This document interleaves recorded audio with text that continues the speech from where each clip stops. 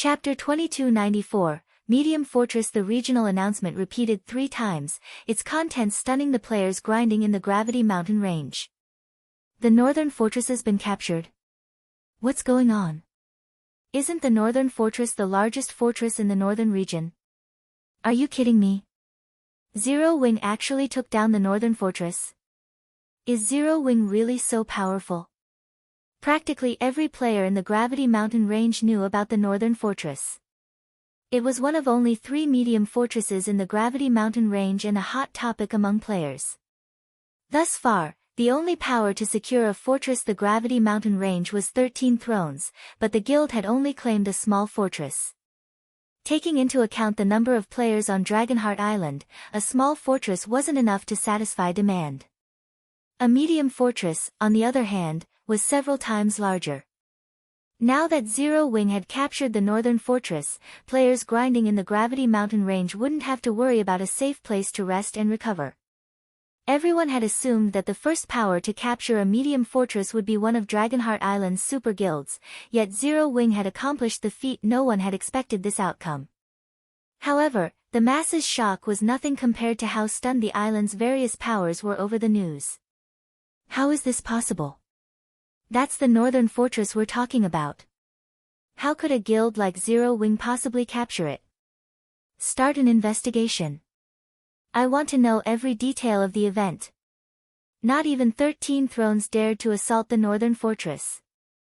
Zero Wing must have used some special method to capture it. If we can learn this method, the rest of the Gravity Mountain range's fortress will be ours. The various powers knew just how difficult these fortresses were to capture. Many of the island's superpowers had attempted such operations, only to fail. These powers also knew what kind of guild Zero Wing was. Even with the Dragon Phoenix Pavilion's help, capturing the northern fortress should have been impossible for Zero Wing. If it were that easy, the various super guilds would have already occupied every fortress in the map. Zero Wing must have used some tool or special method to succeed. Meanwhile, a report regarding Zero Wing's success in capturing the northern fortress quickly made it to Melancholy's desk in the 13 Thrones Dragonheart City residence. Interesting. I hadn't really thought that they'd succeed, Melancholy commented, surprised as he read the initial report. As 13 Thrones Guild leader, Melancholy knew better than anyone on Dragonheart Island how challenging the Gravity Mountain range's fortress were to capture. When he had first heard of the operation, he had assumed Zero Wing was going for broke, hoping it would work out somehow. The War Blood adventurer team was still going mad over trying to destroy the guild, after all. Guild leader, now that Zero Wing has captured the northern fortress, it will gain more influence on Dragonheart Island. Many powers will likely try to ally with the guild. Should we? Happy Art carefully asked Melancholy while eyeing Elder Wu. Elder Wu had been a strong advocate for their guild's relationship with Starlink since the superpower could be so helpful in capturing the Gravity Mountain range's fortresses. And yet, Zero Wing had successfully claimed the northern fortress, a feat that not even 13 thrones had the strength to accomplish. Naturally, a medium fortress would offer far more and better benefits than a small fortress, and the various major powers already saw Zero Wing as a tempting ally. If 13 thrones waited until other powers had allied with Zero Wing first, it would lose a significant amount of potential profit. Happy Art, you reach conclusions too quickly, the masked woman behind Elder Wu spoke up.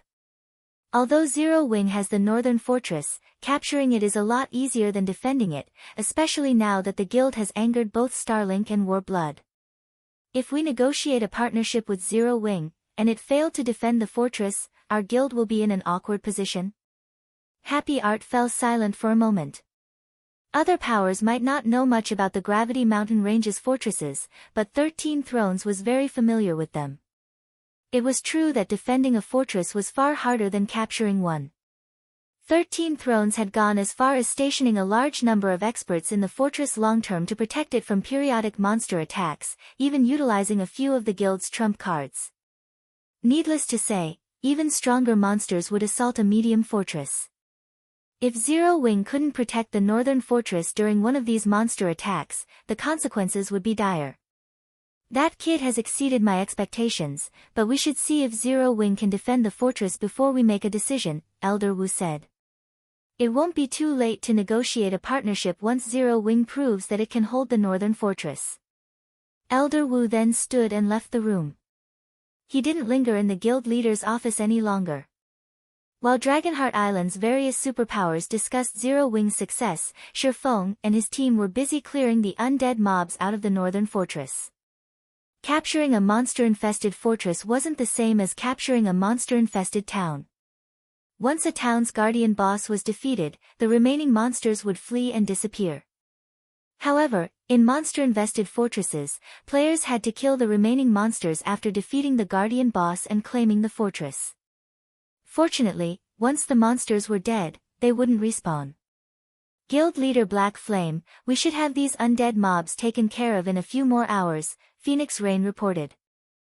Worriedly, she continued, however, according to the information I've recently received, War Blood and Nine Dragons Emperor can no longer sit still. Not only have they locked down the Gravity Mountain Range, but they've also begun to gather forces to capture the Northern Canyon's Rock Nest Fortress. Although the Northern Fortress was the largest in the Gravity Mountain Range's northern region, its location was remote. In reality, the Northern Fortress wasn't that attractive to players. Fortunately, there weren't in-carrot areas for players in the Gravity Mountain Range, excluding 13 Thrones Small Fortress. Players would have no choice but to visit the Northern Fortress, regardless of how remote it was. Read latest chapters at Wuxia World. EU. However, if another fortress in the northern region were captured, that situation would change, especially if it were the Rock Nest Fortress. The Northern Canyon, where the Rock Nest Fortress was located, was the sole path leading to the Gravity Mountain Range's northern region. If War Blood captured it, it would severely affect the Northern Fortress's popularity. They have the right idea. We've just captured the Northern Fortress and still need some time to clean it up. If they can stop the flow of players and resources from reaching our fortress, they'll weaken the Northern Fortress's development speed. We might not even survive the first wave of monsters, Shifeng said, chuckling. Unfortunately, they don't know what it means to own a medium fortress. After his comment, Shifeng approached one of the destroyed defensive magic towers. There was a strict divide between the Gravity Mountain Range's fortresses. A medium fortress wasn't just larger than a small fortress, it also had defensive magic towers. These towers were the main reason why medium fortresses had a qualitative advantage over small fortresses. Chapter 2295, Peak Construction. As he stepped into one of the dilapidated defensive magic towers, Shifeng used the fortress management token he had obtained to call up the four towers' combined system interface. Sure enough, repairing the towers will cost a ton. Shifeng was astonished when he saw the repair cost for the four towers. If he wished to repair all four defensive magic towers, he would have to pay a total of 320,000 magic crystals and 120 units of 7 luminaries crystals. Zero Wing could afford the 320,000 magic crystals. After all, the guild had full control of a manatite vein and an attributed ore vein. It earned more magic crystals than an ordinary superpower. Unfortunately, the 7 luminaries crystals weren't as common. Although 7 luminaries crystals dropped in certain team dungeons and maps, the drop rate was painfully low. Even now, Zero Wing had barely saved up 200 units. He would have to part with more than half of Zero Wing's stock if he wanted to repair all four defensive magic towers. In the end, however, Shifeng gritted his teeth and accepted the cost. Only medium fortresses and larger had the privilege of using defensive magic towers, and these towers were not limited to creating a defensive magic array to protect the fortress from invaders. They could also gather and concentrate the fortress's mana, as well as act as a teleportation point. Players couldn't rely on return scrolls or guild transfer scrolls to return to a rest area while in the World Tower. They'd have to rely on their own feet to travel back and forth. Of course, players could rely on land or flying mounts, but this was a lot more difficult than using a return scroll. Players would have to conserve some of their stamina for the return trip, which limited how long they could grind. Meanwhile, the defensive magic towers could nullify some of the World Tower's suppression, and players could connect return scrolls to the tower's teleportation point. This way, players could teleport to the defensive magic towers freely. Although the defensive magic towers were only effective on their own floor, meaning that players couldn't teleport to the fortress after descending to the next underground floor, these towers had been immensely popular during Shi Feng's previous life.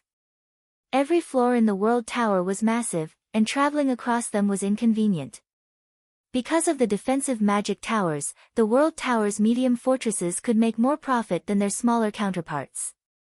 Aside from profiting from visiting players, medium towers could also earn money from NPCs through the defensive magic towers. These towers significantly increased a fortress's defensive value, and NPC merchants, who disliked risk, would only visit fortresses with a high enough defensive value. Naturally, there was a massive difference between player-generated profit and profit earned from NPC merchants. Although ancient coins were Dragonheart City's only currency, players generally spent ancient copper and ancient silver. They rarely spent ancient gold. This was why 13 Thrones had earned much ancient gold since capturing a small fortress. However, NPC merchants were a different story. If an NPC merchant rented one of a fortress's shops, they'd pay with ancient gold. The more NPCs that visited a fortress, the more ancient gold a fortress's ruling power would earn. Shi Feng desperately needed ancient gold. His desire for it had become even greater after defeating the ancient fiend-ranked undead king. Normally, a fortress's bosses only dropped average loot. That was clear based on the loot the mythic-ranked undead general had dropped. Compared to the boss's loot, the fortress itself was the true prize. Aside from the fortress management toke, the undead king had dropped an extremely rare item. The Freedom Hotel design. Shi Feng had thought he was hallucinated when he had seen the design. The Freedom Hotel was a peak construction in God's domain. Meanwhile, and it was even more valuable than a fragmented legendary item. For a guild city to become a main city, it needed a peak construction, thus, owning the design for one was akin to obtaining a main city. Furthermore, a peak construction's abilities were out of this world. If he could construct a Freedom Hotel, he could elevate Stone Forest City into an intermediate city. The difference between an intermediate city and a basic city in a level 100+ map was like the difference between heaven and earth when it came to helping players complete their Tier 3 promotion quests. Of course, building a peak construction was extremely difficult. Every required material was exceedingly rare in God's domain, and many of them couldn't be stored in a player's bag space. The precious boundary stone was one such example. One could only find a boundary stone by luck. The only place that sold them was the black market, and each stone cost 8,000 ancient gold. Meanwhile, constructing the Freedom Hotel required 3 boundary stones, and including the cost of the other materials, the Freedom Hotel's construction would cost at least 40,000 ancient gold. Moreover, organizing a large-scale mining operation for the Gravity Mountain Range's rare ore veins would be a massive ancient gold expense. The ore veins in the World Tower were crawling with monsters, especially at night. Every ore vein in the World Tower was practically a monster nest. Even expert teams would be annihilated if they weren't careful. A small-scale operation wouldn't be a problem, but to set up a large-scale operation, one would need to construct a mine and defensive structures, both of which cost ancient gold. If Shi Feng wanted to develop Zero Wing in the World Tower quickly, he needed ancient gold. Time passed quickly. While Shi Feng and the others slew the remaining monsters and repaired the fortress's various buildings, a system announcement reached every player in the map. Gravity Mountain Range Region System Announcement. Congratulations to the War Blood Adventurer team for capturing the Rock Nest Fortress and becoming its lord. Guild popularity in Dragonheart City increased by 5,000.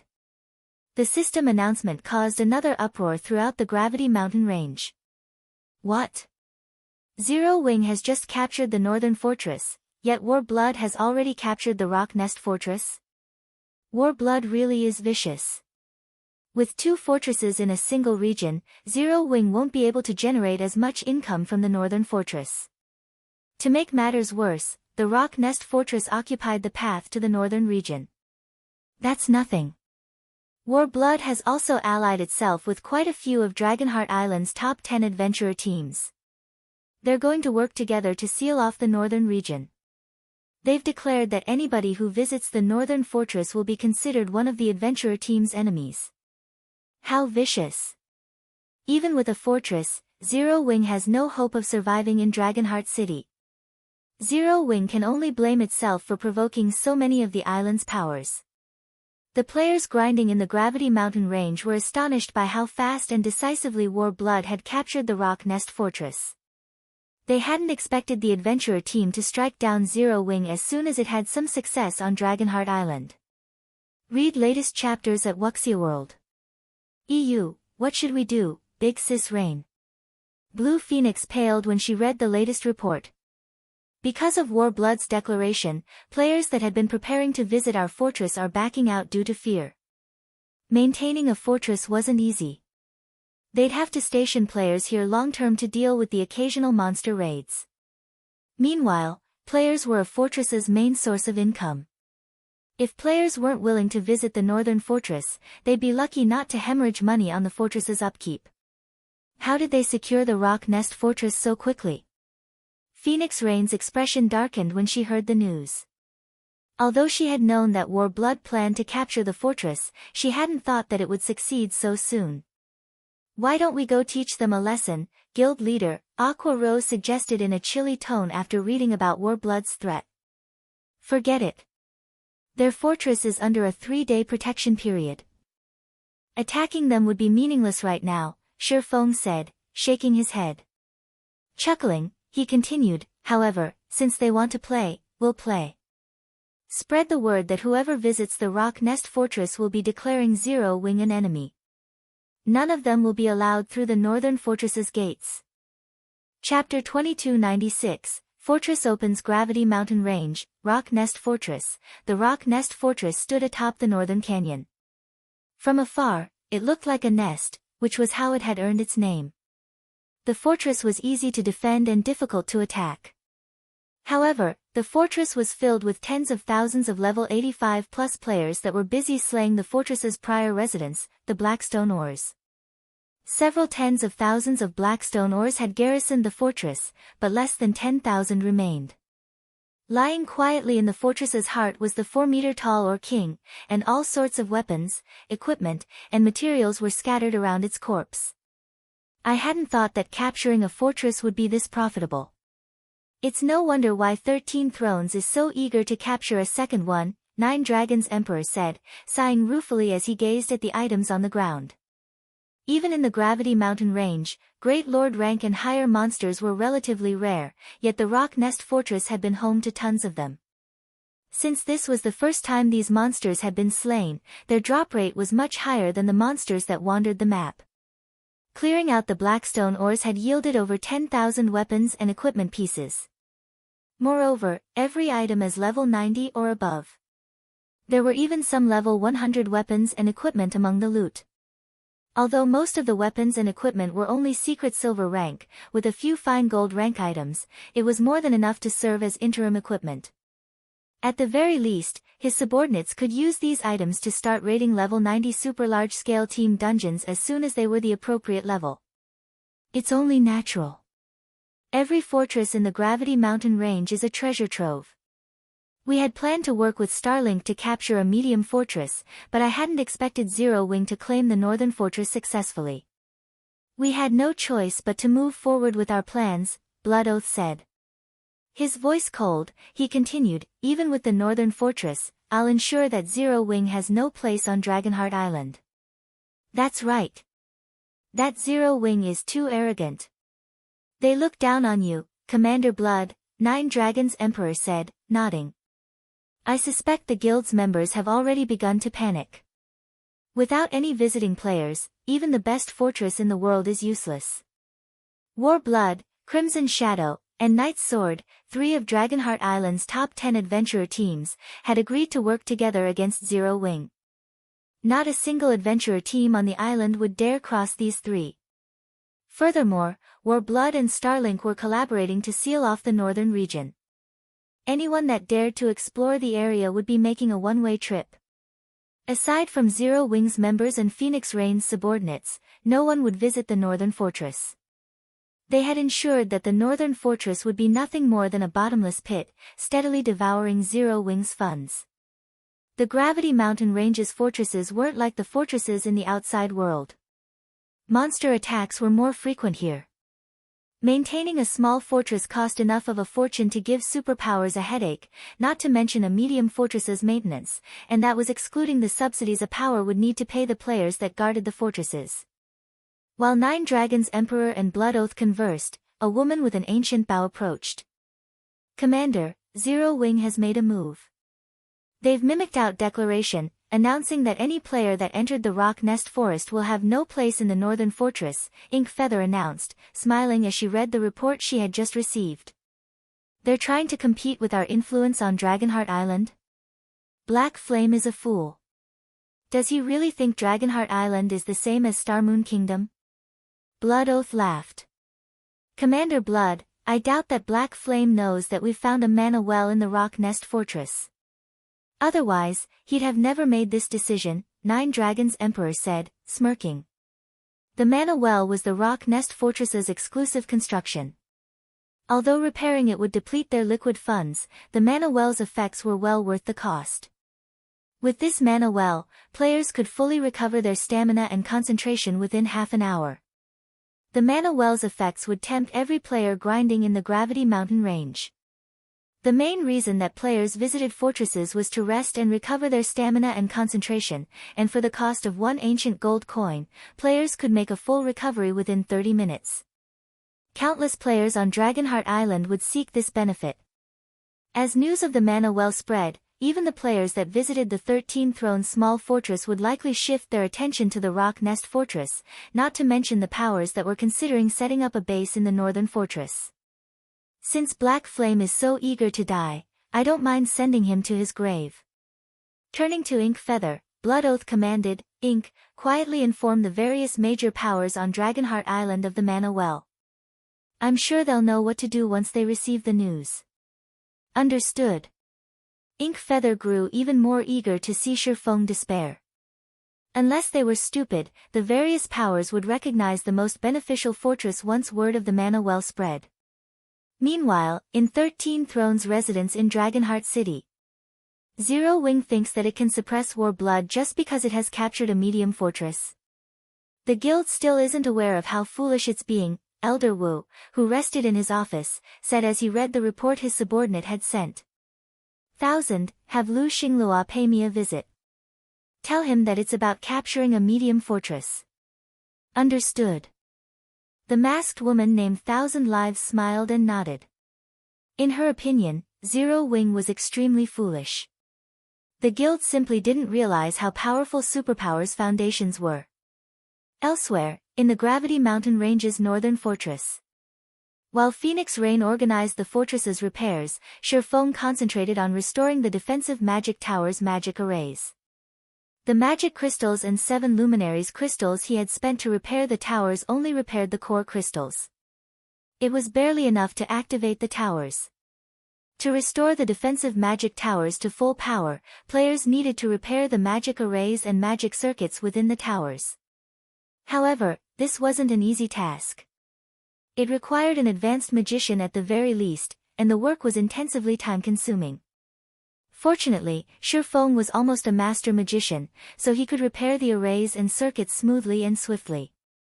Once the 4 defensive magic towers' final magic circuit had been repaired, the tower's system interface reported that the towers were complete. System: the Northern Fortress's defensive magic towers have been fully repaired. It will cost 8,000 magic crystals to activate them and 6,000 magic crystals per day to maintain them. Do you wish to activate the defensive magic towers? Running at 100% efficiency is certainly expensive. Shifeng was a little astonished when he read the system notification.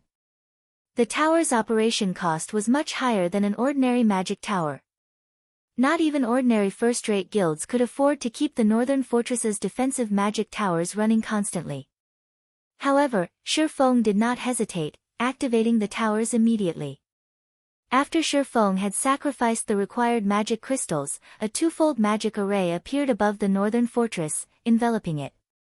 The twofold magic array then created a double-layered magic barrier around the fortress, which was much stronger than the barrier Shifeng and Phoenix Rain's army had broken through.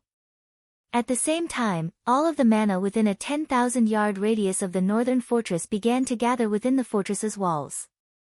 The fortress's mana density skyrocketed, especially in the fortress's core. The mana there was so dense that it transformed into a white mist. The players within the mist felt an indescribably pleasant sensation course through them, and a second experience bar appeared below their main bar, show that they had accumulated the double EXP buff. Read latest chapters at Wuxia World.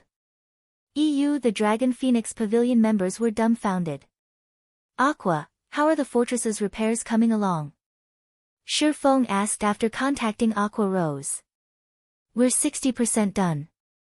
According to your instructions, we've prioritized hotels and accommodations, so they're ready now, Aqua Rose reported. Good. In that case, we can open the fortress to the public, Shifeng said, smiling. He then called up the Northern Fortress's system interface and did just that. Chapter 2297, heading to the Northern Fortress. After Shifeng opened the Northern Fortress to the public, the Dragon Phoenix Pavilions and Zero Wings members quickly disseminated news of this throughout the Gravity Mountain Range and Dragonheart City. Zero Wing opened the Northern Fortress so quickly. Zero Wing is probably trying to snag some advantages. However, now that War Blood has made that kind of threat, who would dare visit the Northern Fortress? The various adventurer teams in the Gravity Mountain Range shook their heads and sighed at this piece of news.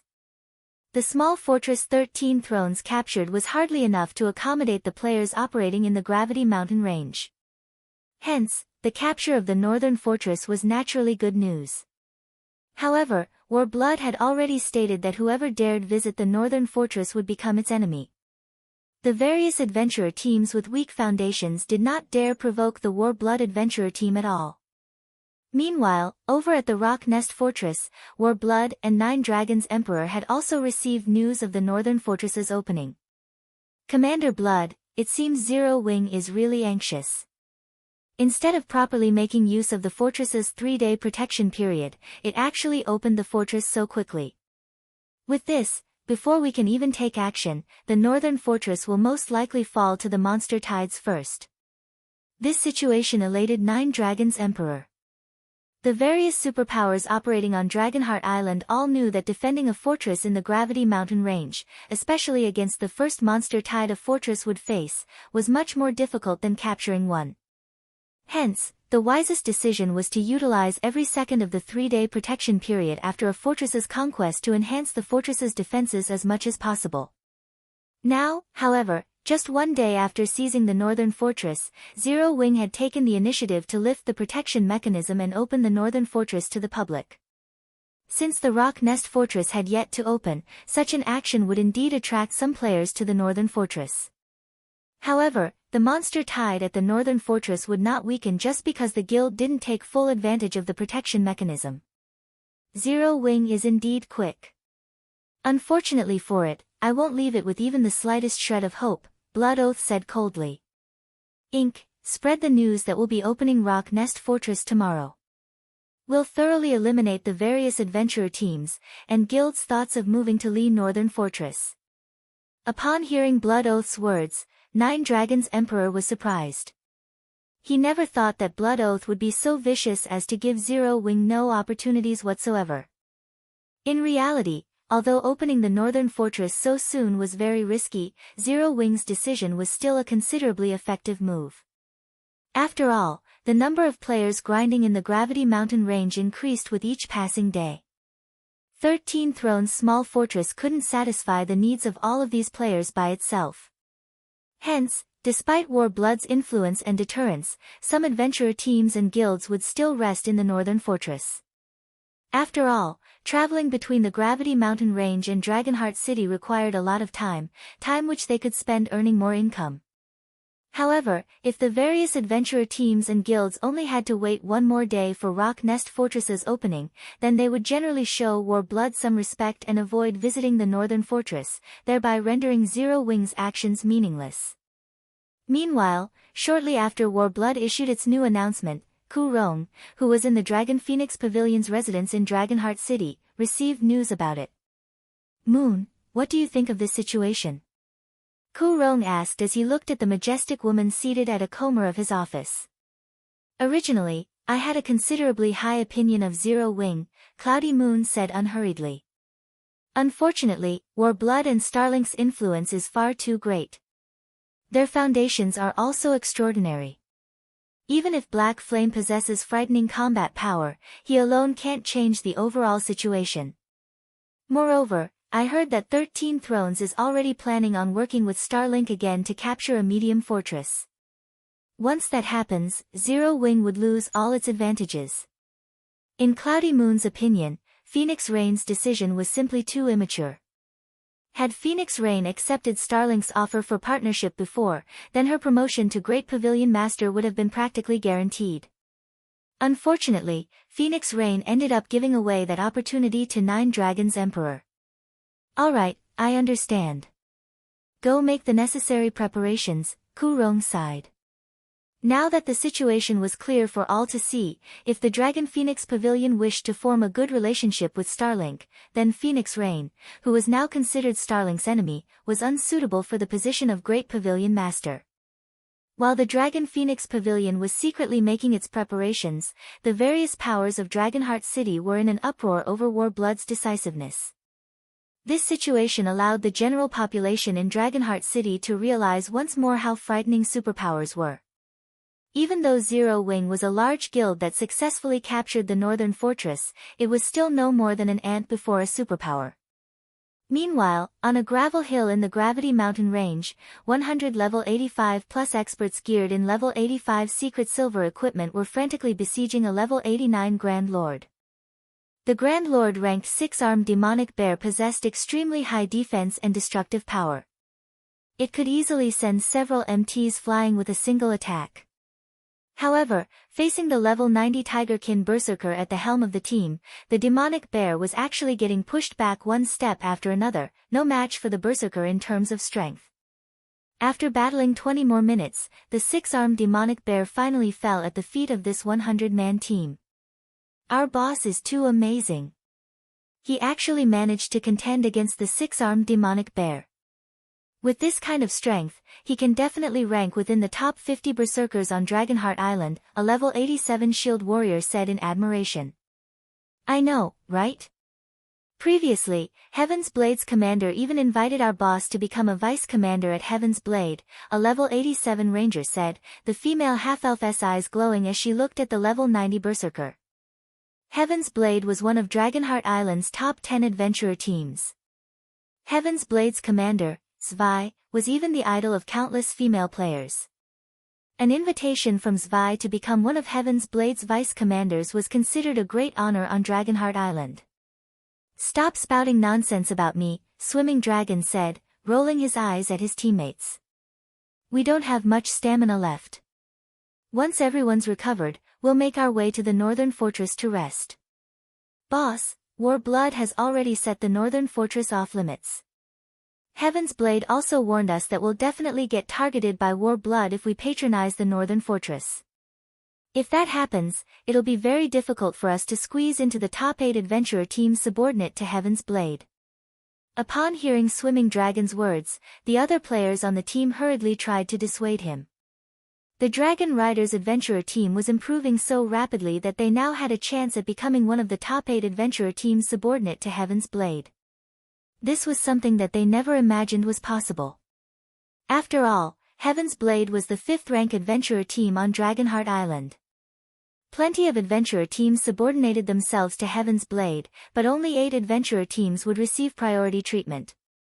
So long as Dragon Riders became one of these top 8 adventurer teams, its position on Dragonheart Island would skyrocket.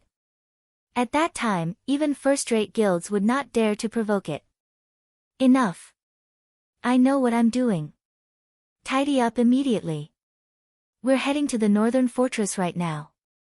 Swimming Dragon berated, completely ignoring everyone's opinion. He had his current success only because of Shifeng. While training inside the Tower of Four Gods, he had not only entered the flowing water realm but also mastered an advanced combat technique and improved his completion rate for Tier 2 skills by a significant margin. After his challenge ended, he even received an epic-ranked replica of the legendary weapon Hurricane's Injury. This replica was top tier even among epic weapons. Moreover, the greatsword also had high compatibility with him. As a result, his combat power underwent a qualitative improvement after he equipped the weapon. Now that Zero Wing was in trouble, how could he just stand by and do nothing? Since Warblood wished to seal the pathway leading toward the northern region and prevent players from entering or exiting the area, then Swimming Dragon could just stick to grinding in the northern region. In any case, with the northern fortress around, he would not have to worry about having nowhere to rest. Warblood wouldn't be able to do anything against him. The other members of Dragon Riders had no choice but to listen to their commander's words and head off toward the northern fortress. Read latest chapters at Wuxia World.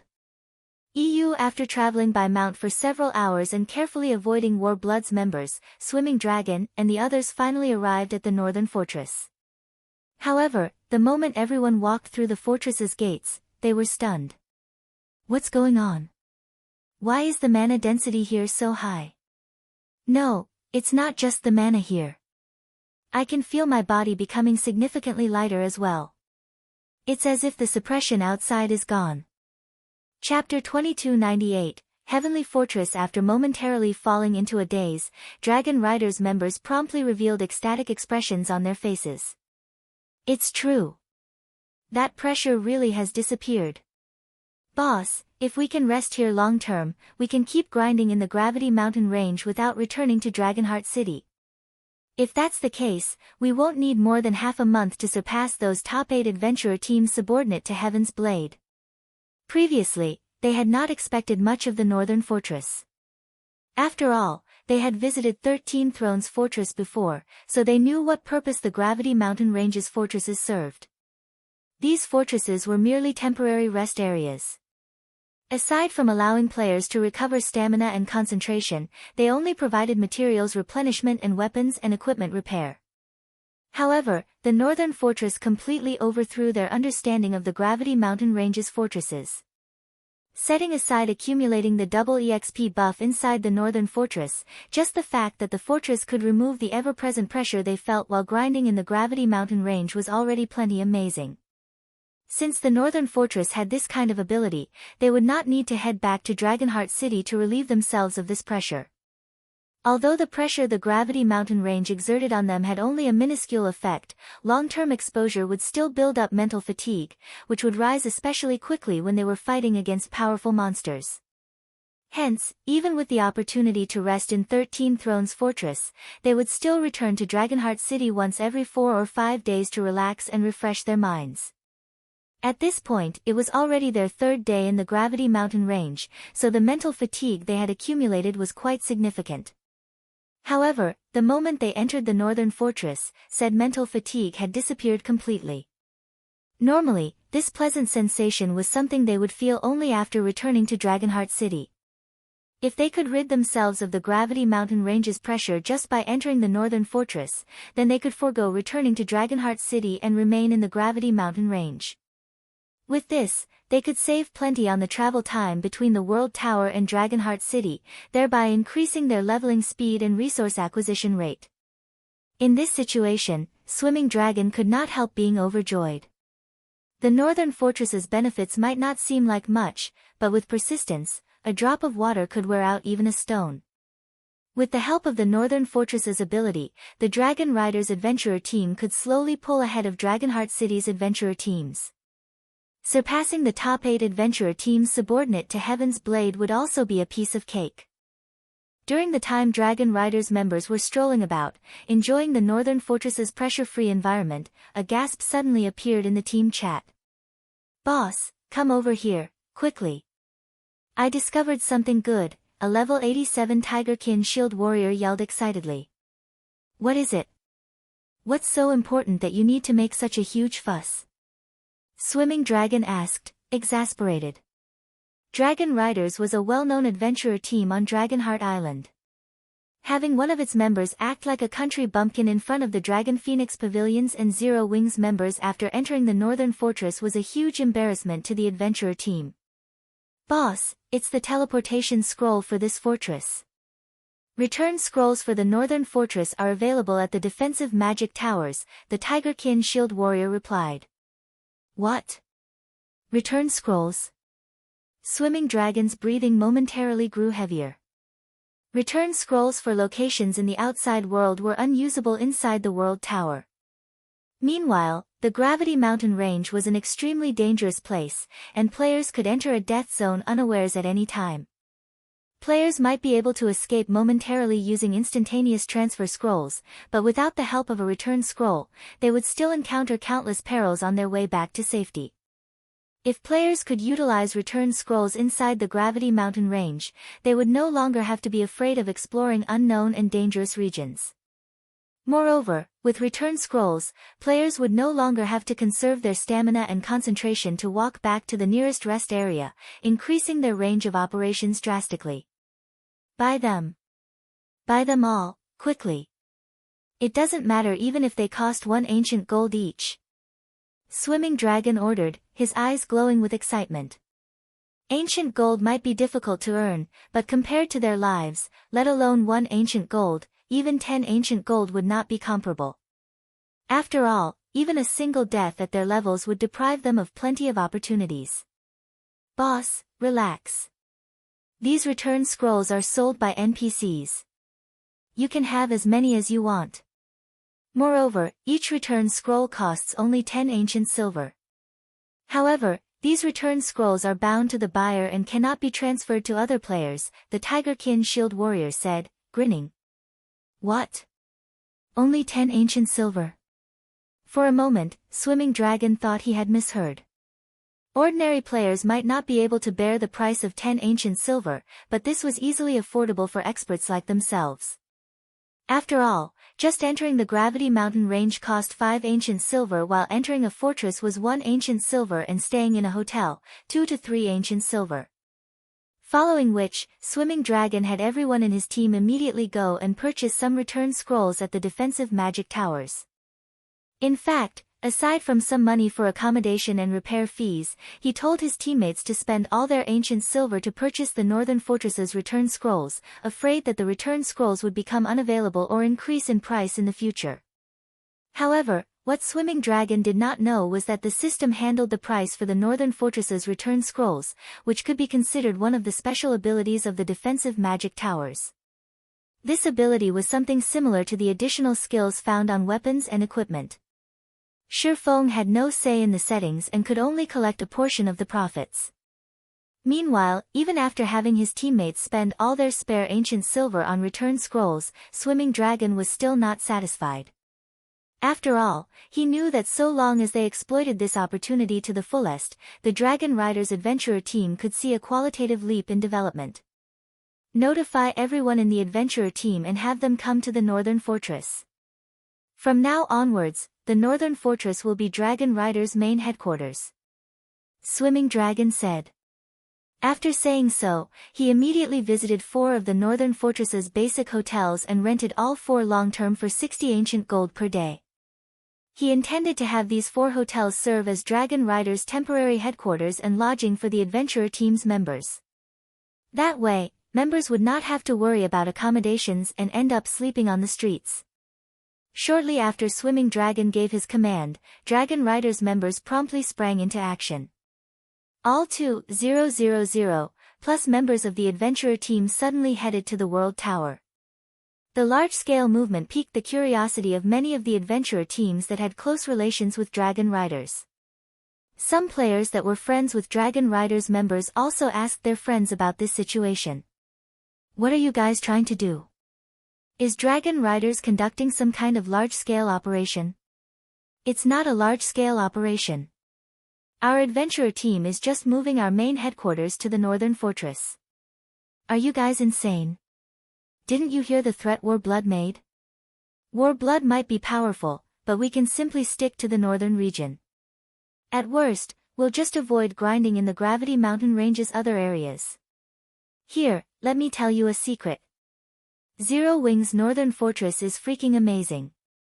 Not only can you accumulate the double EXP buff there, but my team leader says that you can even rid yourself of the Gravity Mountain Range's ever-present pressure by entering the Northern Fortress. What's even more amazing is that there are return scrolls on sale at the Northern Fortress. With those, even ordinary experts like us can grind freely and efficiently in the Gravity Mountain Range. Read latest chapters at Wuxia World. You're kidding me, right? I've been to 13 Thrones Fortress before. It's fine if you don't believe me, but once my level surpasses yours, don't say that I never told you about this.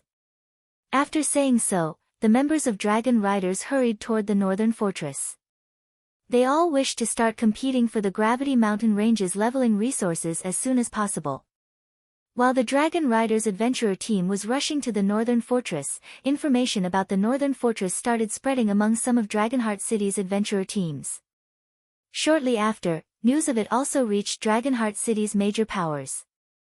Chapter 2299, Popular Fortress. Dragonheart City was originally already bubbling over the conflict between Zero Wing and Warblood. Hence, the city's various powers were keeping an eye out for news about the Northern Fortress. The World Tower could be said to be Dragonheart City's greatest resource. The various powers had all obtained a large number of leveling and material resources from it. Meanwhile, the Gravity Mountain Range's fortresses played a crucial role in further enhancing their resource acquisition rate. With rumors regarding the Northern Fortress's devastating abilities proliferating, Dragonheart City's various powers immediately launched an investigation to ascertain the truth. Return scrolls. Investigate. I want this information verified as soon as possible. Previously, the various powers had nothing much to say much about Warblood's threat, as Warblood had also captured a fortress in the northern region and was going to open it just one day after the Northern Fortress opened. A one-day difference wouldn't affect their development by much. Moreover, the Northern Fortress's location was remote, so it wasn't particularly attractive to the various powers. At best, it could only serve as a rest area. However, things were different now. The Northern Fortress's return scroll would be a game-changer in the Gravity Mountain Range. The difference between having a return scroll and not having one while grinding in the Gravity Mountain Range was massive. Moreover, the effects would snowball as time passed. The reason the various powers had set up a base of operations in Dragonheart City was to gain better development resources. If their own profits were not affected, the various powers would show Warblood some respect and avoid provoking it as much as possible. However, it was a whole other story if conceding to Warblood's demands affected their development by a significant margin. Dragonheart City's various powers sent scouts to check out the Northern Fortress, which crowded the hall of the World Tower's first underground floor. The moment the various powers' scouts entered the Northern Fortress, they were shocked by the fortress's environment. The high mana density and lack of mental pressure here made the Northern Fortress no different from Dragonheart City. It was entirely possible for players to use the Northern Fortress as a temporary base. With the Northern Fortress, they would no longer have to shuttle between the World Tower and Dragonheart City. Most importantly, the Northern Fortress possessed return scrolls. The price of 10 ancient silver nearly had the visiting players wondering whether they were hallucinating. After the various powers' scouts reported back about the situation inside the Northern Fortress, a huge commotion erupted in Dragonheart City. The Gravity Mountain Range's resources were incomparably abundant. Until now, the various powers had yet to explore even two-thirds of the entire map. This was especially true for the ruins of the ancient civilization. These ruins contained a plethora of precious treasures. Only, due to the Gravity Mountain Range's environment, exploring these ruins was still incredibly difficult, even with the help of a small fortress. Meanwhile, although the Northern Fortress was in a remote area, it perfectly solved the hindrance to staying in the Gravity Mountain Range long-term. This meant that guild members could start exploring the various ancient ruins with much greater efficiency than before and secure even more resources for themselves. Their exploration progress might even surpass that of 13 Thrones, which possessed a small fortress.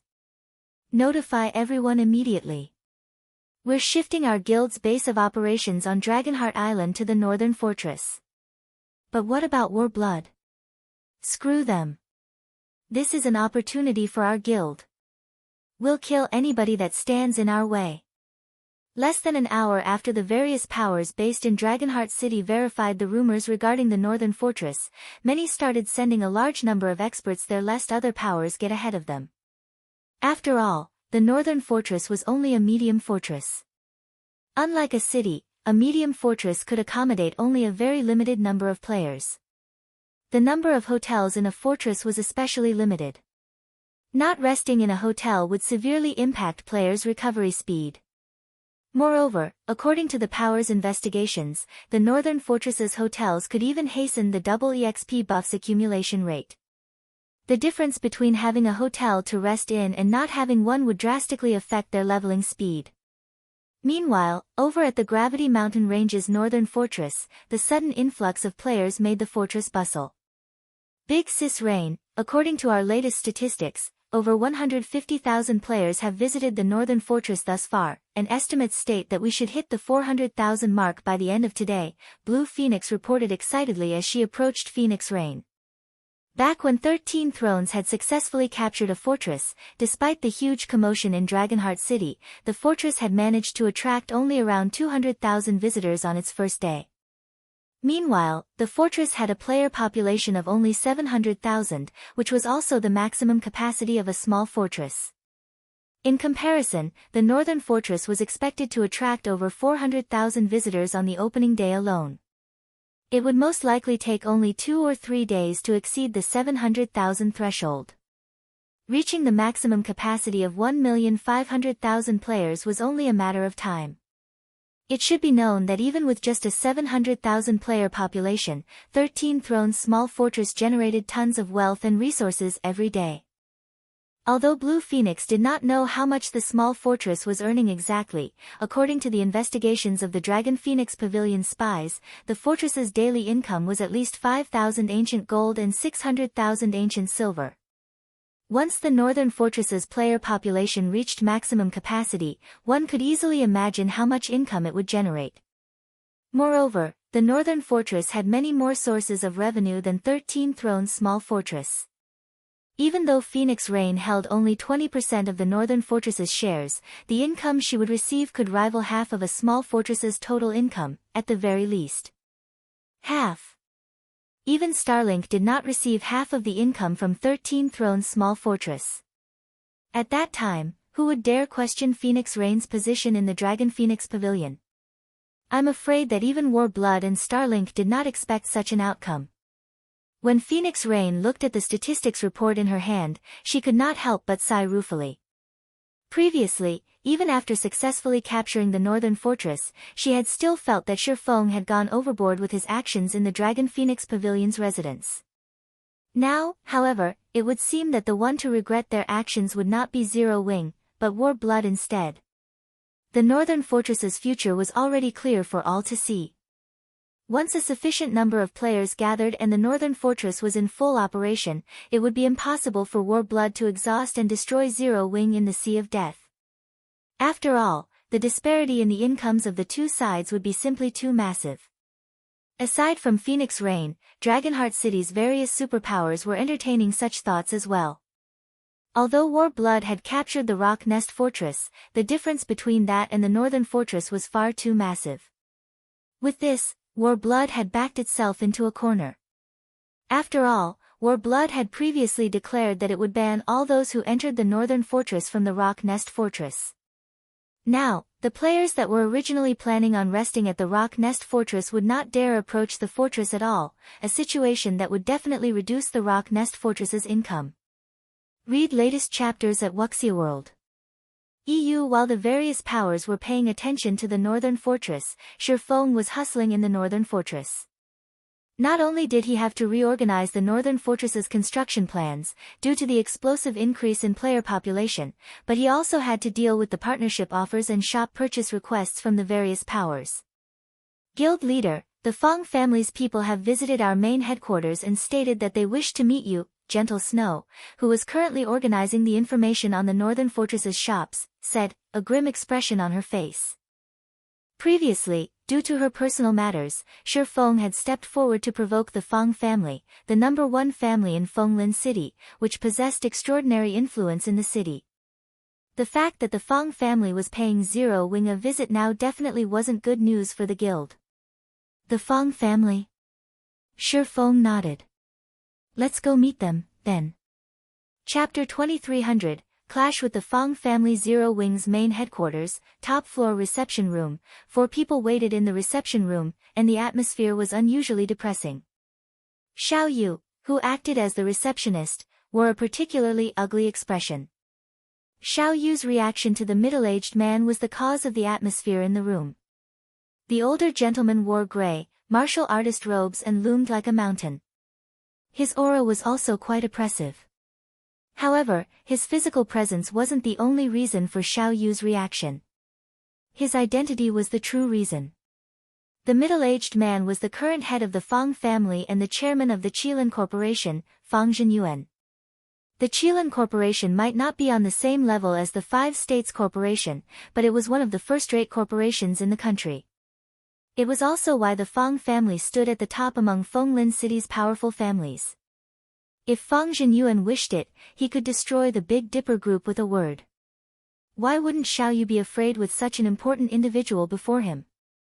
Feng Zhenyuan was a true mogul in the business world, nothing like the youngsters that had inherited their family's businesses. A young man and woman accompanied Feng Zhenyuan in the room. The young man was none other than Feng Mingyu, the Feng family's strongest expert of the younger generation. On the other hand, Xiao Yu didn't recognize the young woman with long, wavy hair and wearing a bright red dress. However, he knew she must be of high status, considering that she visited Zero Wing's headquarters alongside Feng Zhenyuan. As Xiao Yu wondered why a VIP like Feng Zhenyuan would visit Zero Wing's headquarters, the reception room's doors opened, and Shi Feng, Bai Qingxue, and Lei Bao entered. Feng Mingyu's indifferent expression vanished the moment he saw Shi Feng. Even Xiao Yu could see the fear in the large man's eyes. However, Feng Mingyu's gaze also contained a trace of killing intent. Xiao Yu found the man's reaction reasonable after giving the matter some thought. Feng Mingyu was the Feng family's prided genius, yet Shi Feng had subdued him with a single move in the Redstone restaurant. To make matters worse, Fenglin City's upper society frequently visited the Redstone restaurant, and they wouldn't miss the news of Feng Mingyu's miserable defeat. I had my doubts about Mingyu's claim, but looking at you now, it seems he had been correct. You are both courageous and strong. I'm afraid none among the younger generation is a match for you, Feng Zhenyuan said, a trace of shock flashing in his eyes as he examined Shi Feng. Gentle Snow, who had already been worried about this visit, began to panic when she saw Feng Zhenyuan. She had never expected him to visit Zero Wing personally. Mr. Feng's praise is too generous. May I know what business the Feng family has with me today? Shi Feng asked, getting straight to the point. The Feng family's visit didn't particularly surprise Shi Feng. Since they had made a personal appearance, they must have important business to discuss, but Shi Feng had no desire to play their word games. He still had a lot he needed to do. Since you've asked, I'll just put it bluntly. You'd caused quite a commotion in the Redstone restaurant. After all is said and done, the Feng family is one of the most reputable families in Fenglin City. If we don't take act, how do you think the other families will view ours? Feng Zhenyuan peacefully explained. However, I've heard that Zero Wing's development in God's domain is quite impressive, and the virtual combat platform you've recently set up has been performing considerably well. The Feng family has interests in these aspects, so we plan to invest in Zero Wing. In return, the Feng family only wants 51% of Zero Wing's shares. Not only will Zero Wing receive a massive capital deposit from the Qilin Corporation to boost its development, but you'll also have access to the various dojos and training centers in Fenglin City for recruiting and nurturing talented players. What are your thoughts? After Feng Zhenyuan's statement, the room fell silent. Xiao Yu stared at the man in astonishment. He had never thought that this colossal existence would be interested in Zero Wing enough to offer full investment. Although many guilds in God's domain were supported by major corporations, that support was limited. No corporation would invest so much in a single guild. If Zero Wing had the Qilin Corporation's full support, both Zero Wing and the Heavens Rumble Training Center's development speed would undergo a qualitative transformation. However, Fang Zhenyuan's demand for 51% of the organization's shares would set him up as Zero Wing's owner. Gentle Snow paled instantly. She hadn't expected the Fang family's appetite to be this large. "This is the friendliest threat I've ever heard," Shi Feng said, chuckling. To put it simply, Fang Zhenyuan wanted to become Zero Wing's majority shareholder in exchange for letting the previous insult slide. "Do you intend to make an enemy of the Fang family?" Fang Zhenyuan asked, frowning. "Coldly," he continued, "or do you think that you can lead Zero Wing and Heaven's Rumble against the Fang family with your martial prowess alone?" As Fang Zhenyuan's tone chilled, the intensity of his aura spiked. The room grew heated as if a volcano had begun to erupt.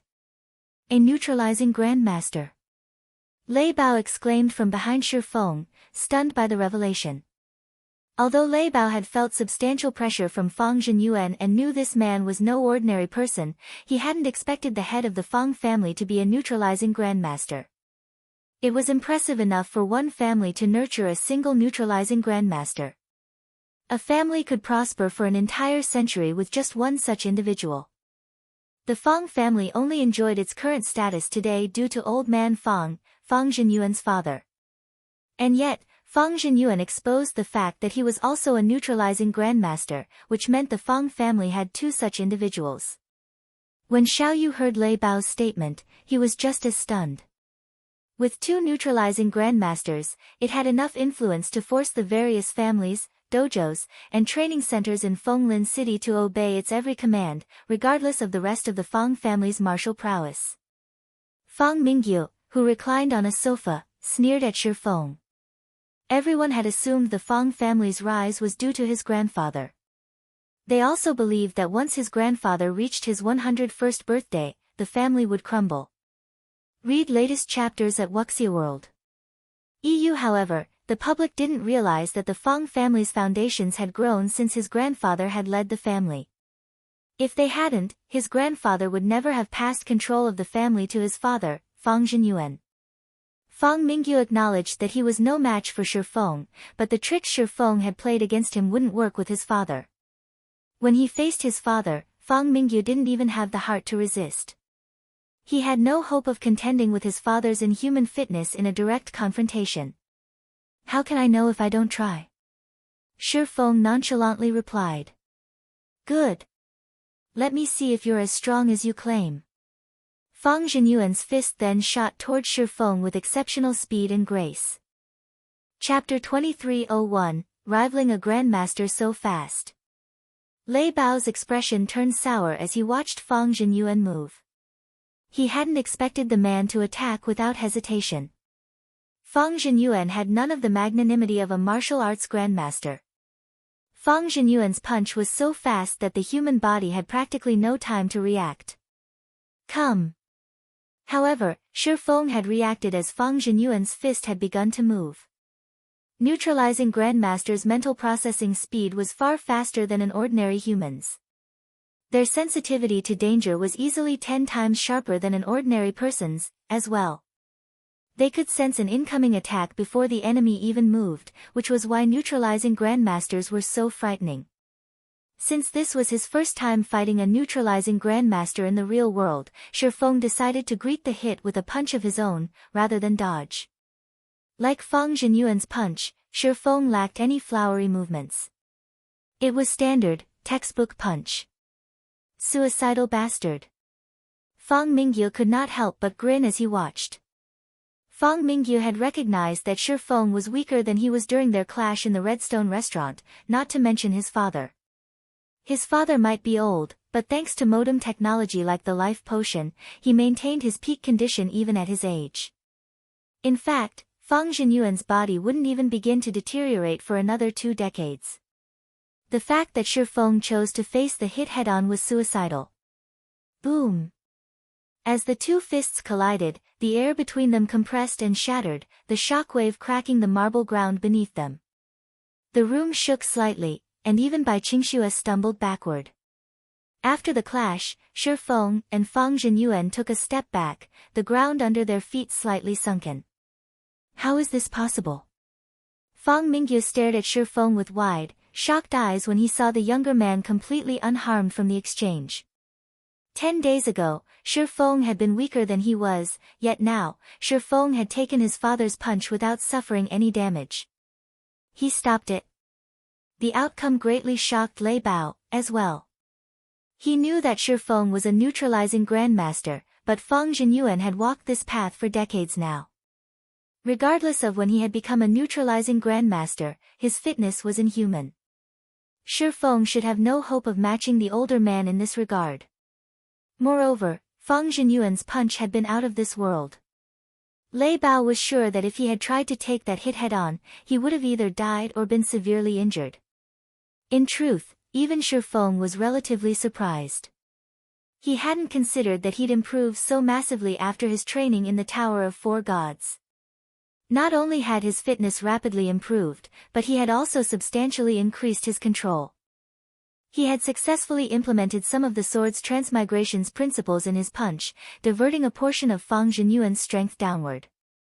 This was why he had been able to face that hit without injury. If this fight had taken place after Shi Feng had just broken through to the Grandmaster realm, he would have definitely taken damage from Fang Zhenyuan's punch. Is this the strength of neutralizing Grandmasters? Bai Qingxue thought as she gazed down at the shattered floor and felt the stifling auras radiating off of Shi Feng and Fang Zhenyuan. This seemed more like a fight between mechanical beasts, rather than a fight between humans. It was no wonder why Fenglin City's various families were so afraid of the Fang family. Meanwhile, Shi Feng and Fang Zhenyuan didn't continue to fight after exchanging hits. Instead, they took a moment to observe each other in silence. Excellent. To reach such a standard at such an age, it's no wonder why you're so confident, Fang Zhenyuan said as he calmly watched Shi Feng. Smiling, he continued, however, how long do you think you can protect Zero Wing by yourself? You know that more than one organization is targeting Zero Wing. Partnering with the Fang family is your best option. Zero Wing can only contend with these organizations with the Fang family's resources and strength. If you refuse, only death will await you. You don't need to concern yourself with such matters, Mr. Fang, Shi Feng said. Zero Wing will take care of its own. Zero Wing had already grown powerful enough that not even first-rate guilds were a match for it, yet as luck would have it, Zero Wing didn't have a powerful background. It was only natural that other organizations would have set their sights on the guild. It was why Shi Feng was trying to accelerate the Heaven's Rumble Training Center's development. However, he hadn't thought that a power like the Fang family would try to annex Zero Wing so soon. Is that so? Fang Zhenyuan laughed. I hope you can keep this kind of confidence when the time comes. Fang Zhenyuan then turned and left the reception room, showing no intention of trying to persuade Shi Feng further. Fang Mingyu and the girl in the red dress stood from their seats, following after the older man. After leaving Zero Wing's main headquarters and climbing into his luxury car, Fang Zhenyuan turned to the young woman, who had remained silent, with a serious expression. Shirhan, I'll contact Fenglin City's dojos and training centers later. I'll leave Heaven's Rumble's virtual combat platform to you, Fang Zhenyuan said coldly. With your position in mythology, you should have no problem suppressing a guild like Zero Wing, correct? If a guild wished to develop in God's domain, it needed sufficient manpower. Heaven's Rumble had attracted quite a few talented fighters with the virtual platform it had set up, and as long as they dealt with the platform, Zero Wing's development in the game would stagnate. Once they had suppressed Zero Wing from every angle, it would only be a matter of time before Shi Feng submitted to the Fang family. Of course. Mythology is one of the top 5 super guilds of God's domain. However, mythology is based on the Western continent, and there's no connection between the East and West continents yet. It's not possible to connect to Easter players' data via the virtual combat platform yet. I'll need some time before I can lead a team to the Eastern continent, the red-dressed girl named Fang Shirhan said, smiling. Once we cross over, we'll trample over Zero Wing's experts. Guilds on the two continents have different areas of focus, and the difference between combat standards is massive. Alright. I'll leave the situation to you. Mingyu will help you where he can, Fang Zhenyuan said, nodding. After Fang Zhenyuan's group had left, an uproar rose in Zero Wing's headquarters. Zero Wing's members knew about the conflict between the guild and the Fang family. Shi Feng had caused quite the scene in the Redstone restaurant, after all, and as a result, the situation with the Fang family weighed on everyone's minds. Since the Fang family had left without achieving anything, Zero Wing's players breathed a sigh of relief. Hall Master, now that the Fang family has revealed that it has two neutralizing grandmasters, Fenglin City's dojos and training centers will side with the family. Some of the dojos and training centers we've signed partnership agreements with will likely pull out of the deals. I'm afraid that it won't be possible to recruit a large number of talented combatants quickly, Xiaoyu said. Moreover, the Fang family will most likely work with other dojos and training centers to compete with our pricing. If they don't want to work with us, so be it. Our priority is to set up more virtual combat platforms, so I want you to try to set up some small-scale training centers around the city, Shi Feng replied. He, too, understood the influence the Fang family would command with two neutralizing grandmasters. Furthermore, the Fang family had the Qilin Corporation's support. Zero Wing was utterly outmatched when it came to strength and financial resources. However, the virtual combat platform would become the mainstream platform for combat in the future. As long as the Heaven's Rumble Training Center developed its virtual combat platforms, it had some chance of competing with the Fang family. Developing the platforms won't be a problem, but with our current finances, setting up the training centers will be, Xiaoyu said helplessly. Read latest chapters at Wuxia World. EU. Although Zero Wing had recently earned quite a few credits through Stone Forest Town, setting up a large enough virtual combat platform would cost a lot of money. The setup for a platform in the training center was already a huge burden on Zero Wing's finances. Trying to set up more was simply unrealistic. Relax. Zero Wing is quite rich right now, Shi Feng said, smiling. I'll start searching for suitable locations then, Xiaoyu said, his eyes glowing with excitement upon hearing Shi Feng's response. If they had sufficient capital, Heaven's Rumble wouldn't have to worry about its development even without Fenglin City's various dojos and training centers. After discussing the training center's future with Xiaoyu, Shi Feng returned to God's domain. Other guilds might struggle to earn money in God's domain at this stage of the game, but that wasn't an issue for Zero Wing, especially after capturing the northern fortress. After all, the Gravity Mountain Range was becoming a hub for various wealthy powers. Chapter 2302, Renting Shops. Gravity Mountain Range, Northern Fortress. As soon as Shi Feng came online, he was greeted by the sight of a very busy street. As he walked through the city streets, he saw large groups of guild players running toward the fortress's hotels, reserving all of the rooms and turning them into temporary residences for their guilds. At this point, the northern fortress was just as prosperous as an ordinary city. Shi Feng could already tell that the northern fortress would become the center of attention in the Gravity Mountain Range. Meanwhile, independent players crowded outside of Zero Wing's residence, eager to apply to join the guild. They all wanted to take advantage of the benefits the guild's residents offered, and because of this, Blackie and the others were swamped with work. Guild leader, you're back.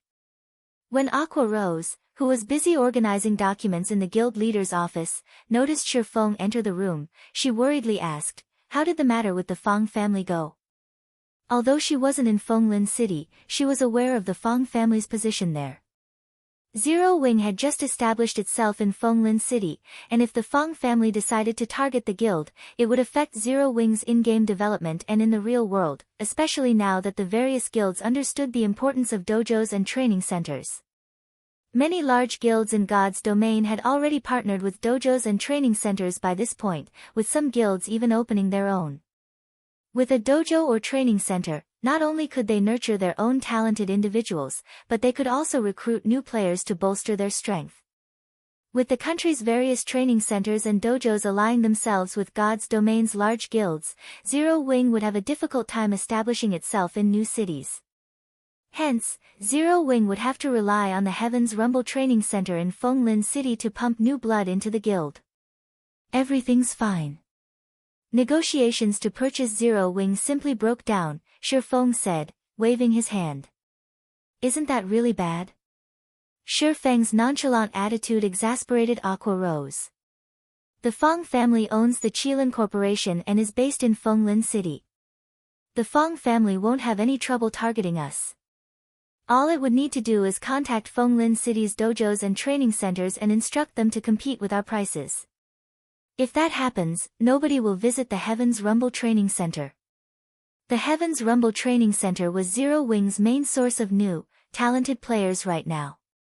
If nobody visited the training center, Zero Wing wouldn't have anyone new to recruit. Moreover, the Feng family could easily afford to poach Heaven's Rumble's new members by offering them a high payout. Not only would the Feng family cut off Zero Wing's supply of new blood, but the Heaven's Rumble would become a burden on Zero Wing's finances, as well. Keeping the training center open every day cost a huge sum of money. Relax.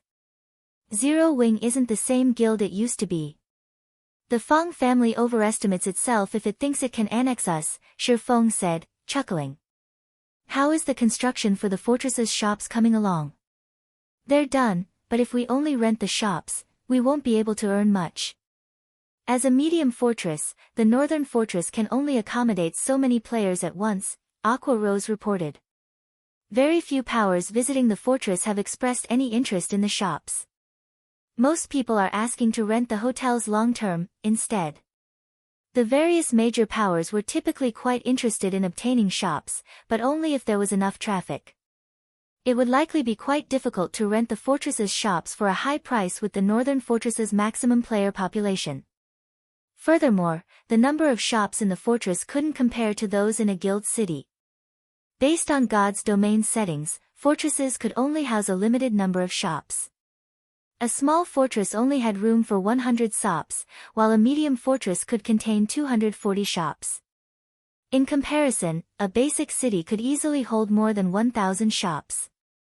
As long as they're done, I'm satisfied, Shifeng said, chuckling.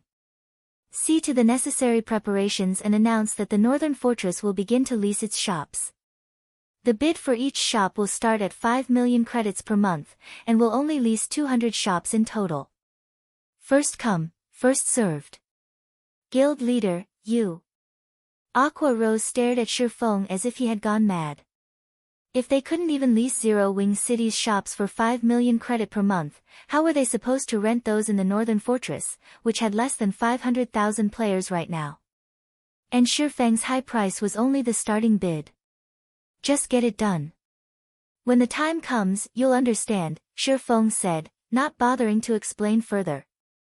Fortresses in neutral maps were far more profitable than guild cities in God's domain. Guild towns and cities couldn't be constructed in many neutral maps due to their environments, and players would have to rely on fortresses to rest. Most of God's domain's players were also independent players, and when they obtained items they didn't need, they almost always sold them in their favored rest areas. Naturally, shops were the best platform for guilds to purchase and store these items, especially the items that couldn't be stored in one's bag space. Aside from purchasing and storing materials and items, neutral fortresses' shops had a hidden benefit: they could conduct transactions with wandering merchant NPCs and purchase specialty items.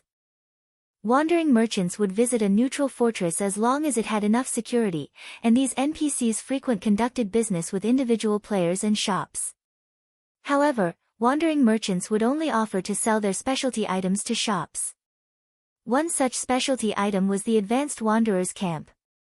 With this item, a team could set up a temporary resting area in a neutral map. Although each Advanced Wanderer's Camp could only be used 3 times, and each use had a 1-day duration, it would help a team fully recover their stamina and concentration without cutting their exploration short to return to a city or fortress. The Advanced Wanderer's Camp was an absolute treasure to exploration teams. Sometimes, if players were lucky, they would even encounter wandering merchants that were interested in selling super rare mini mobile camp. Unlike the Advanced Wanderer's Camp, the mini mobile camp was permanent. It could only accommodate 100 players at a time, but a team could use it indefinitely. It only cost a few magic crystals for each activation. Read latest chapters at Wuxia World. The smallest fortress wandering merchant NPCs would visit was a medium fortress, which was why the various powers had fought so desperately to capture neutral medium fortresses and larger during Shifeng's previous life. Every neutral medium fortress was a goldmine and definitely worth waging a war to acquire. To increase their chances of developing in neutral maps, the various powers wouldn't spare any cost when renting a fortress's shops. As long as one owned a medium fortress or larger in a neutral map, they wouldn't have to worry about needing a source of income, especially if that fortress was the Northern Fortress. Currently, it was the only fortress in the Gravity Mountain Range that had returned scrolls, and there were plenty of unexplored ruins in the Gravity Mountain Range. Zero Wing wouldn't need to worry about no one renting the fortress's shops. After verifying Shifeng's instructions, Aqua Rose informed the public that the Northern Fortress's shops were available for rent. Chapter 2303, Beginning of Turmoil. When news of the Northern Fortress's shops' availability went public, the various major powers that had already shifted their bases to the fortress heard about it immediately. No power would turn down the opportunity to own a fortress's shop, especially one in the Northern Fortress. At this point, the Northern Fortress was almost guaranteed to become the heart of the Gravity Mountain Range. The various superpowers might capture the map's other fortresses, even one of the two remaining medium fortresses, but they weren't likely to secure a fortress as popular as the Northern Fortress. The Northern Fortress had already begun to build its advantages, while none of the others had been captured yet. However, before Dragonheart Island's various powers could focus on the Northern Fortress's shops, a system announcement reached every player in the game. System announcement: a player has triggered an epic main storyline quest and activated the new expansion pack, Invasion of Other Planes. Planar passages connecting to other worlds will begin to open in 3 hours. Every player on the God's Domain continent was stunned, not to mention the players on Dragonheart Island. After a dazed moment, they were all ecstatic. Everyone knew that otherworlds were resource treasure troves, but it wasn't easy to enter an otherworld. It was wonderful news that passages to multiple otherworlds were about to open. Guild leader, this is wonderful. With these planar passages, we won't have to worry about securing level 100 weapons and equipment anymore. Aqua Rose exclaimed. Zero Wing had a better understanding of otherworlds' available resources than other powers. Take the Ice Crystal World, for example. The Ice Crystal World possessed various unique materials and superior forging techniques. The guild had earned a fortune by exploiting these advantages. Unfortunately, when the teleportation gate to the Ice Crystal World had opened in Lake Heart City, Zero Wing's income from the otherworld had significantly decreased. This system announcement regarding the planar passages was undoubtedly good news for Zero Wing. How did this happen so soon? In contrast to Aqua Rose's reaction, Shifeng's expression turned gloomy when he heard the system announcement. The planar passage's activation would bring an abundance of rare resources to God's Domain's main continent, but it would also bring trouble. The flood of new players to the continent would be one of the biggest problems. Many players resided in otherworlds, and once these planar passages began to open, those players could travel between the main continent and the otherworlds as well. Because of this, these otherworlds players would surge to the main continent in droves, as would many new powers. Competition on the main continent was already intense. It was easy to imagine what kind of outcome God's Domain would see if a large number of new competitors suddenly joined the fray. Even now, Shifeng could clearly remember what had happened when the planar passages had opened during his previous life. A massive change had rocked God's Domain's various powers, with countless powers perishing during the invasion. Not even superpowers had been spared. Although otherworlds were small, only half the size of a kingdom, their players' standards differed due to the otherworld's environments. Some otherworld players were weaker than those on the main continent, while others were stronger. The Ice Crystal World was average among the multitude of otherworlds. In some of the stronger otherworlds, players had no issues obtaining legacies, while others made it easier for players to convert to stronger races. These players tended to have greater combat power and higher levels than those on the main continent. Zero Wing had just recently become a pseudo-superpower and had yet to reinforce its foundations. dealing with these otherworld players and powers wouldn't help Zero Wing. As far as Shifeng could remember, many players had already risen to Tier 3 when the planar passages had activated in the past. Since this expansion had been triggered so early in this life, the competition between players would become even more intense than he remembered. Back then, the main continent's powers had already solidified their rule in level 100+ neutral maps. Attempting to dethrone them had been an incredibly difficult task. However, players hadn't claimed the level 100+ neutral maps in this life yet, and once the otherworld players and powers arrived on the continent, the competition for these maps would grow to unprecedented levels. I need to move forward with my plans. Shifeng gritted his teeth as he examined at Zero Wing's current statistics. After giving the matter some thought, he turned to Aqua Rose and commanded, "Aqua, notify the management in Zero Wing City and tell them to only accept credits in the shops. Also, we need to expand and recruit throughout the Dark Knight Empire." The planar passages would open all over the main continent. If Zero Wing wanted to survive the upcoming war, it needed to increase its overall strength as soon as possible. Shifeng hadn't wanted to expand the guild too quickly, originally. More guild members meant higher costs for the guild, and if Zero Wing couldn't afford the new expenditures, the guild's development would regress. Thus, Shifeng had decided to slow the guild's expansion, allowing Zero Wing to develop organically, unlike powers that rapidly increased their member count. Unfortunately, he couldn't afford to wait with the planar passages about to open. The gears of a new era had already begun to turn. If Zero Wing didn't have enough manpower, others would easily invade and usurp its territories, especially now that the Feng family had decided to target the Heaven's Rumble Training Center. Having received her orders, Aqua Rose quickly contacted the players that managed Zero Wing City, informing them that the guild would only accept credits as payment in its shops. Shifeng also instructed Aqua Rose to find a method to recruit more secret silver guards with the growth potential to nearly rival fine gold rank. He currently possessed quite a bit of soul essence on him, which he could use to increase personal guards' growth potential.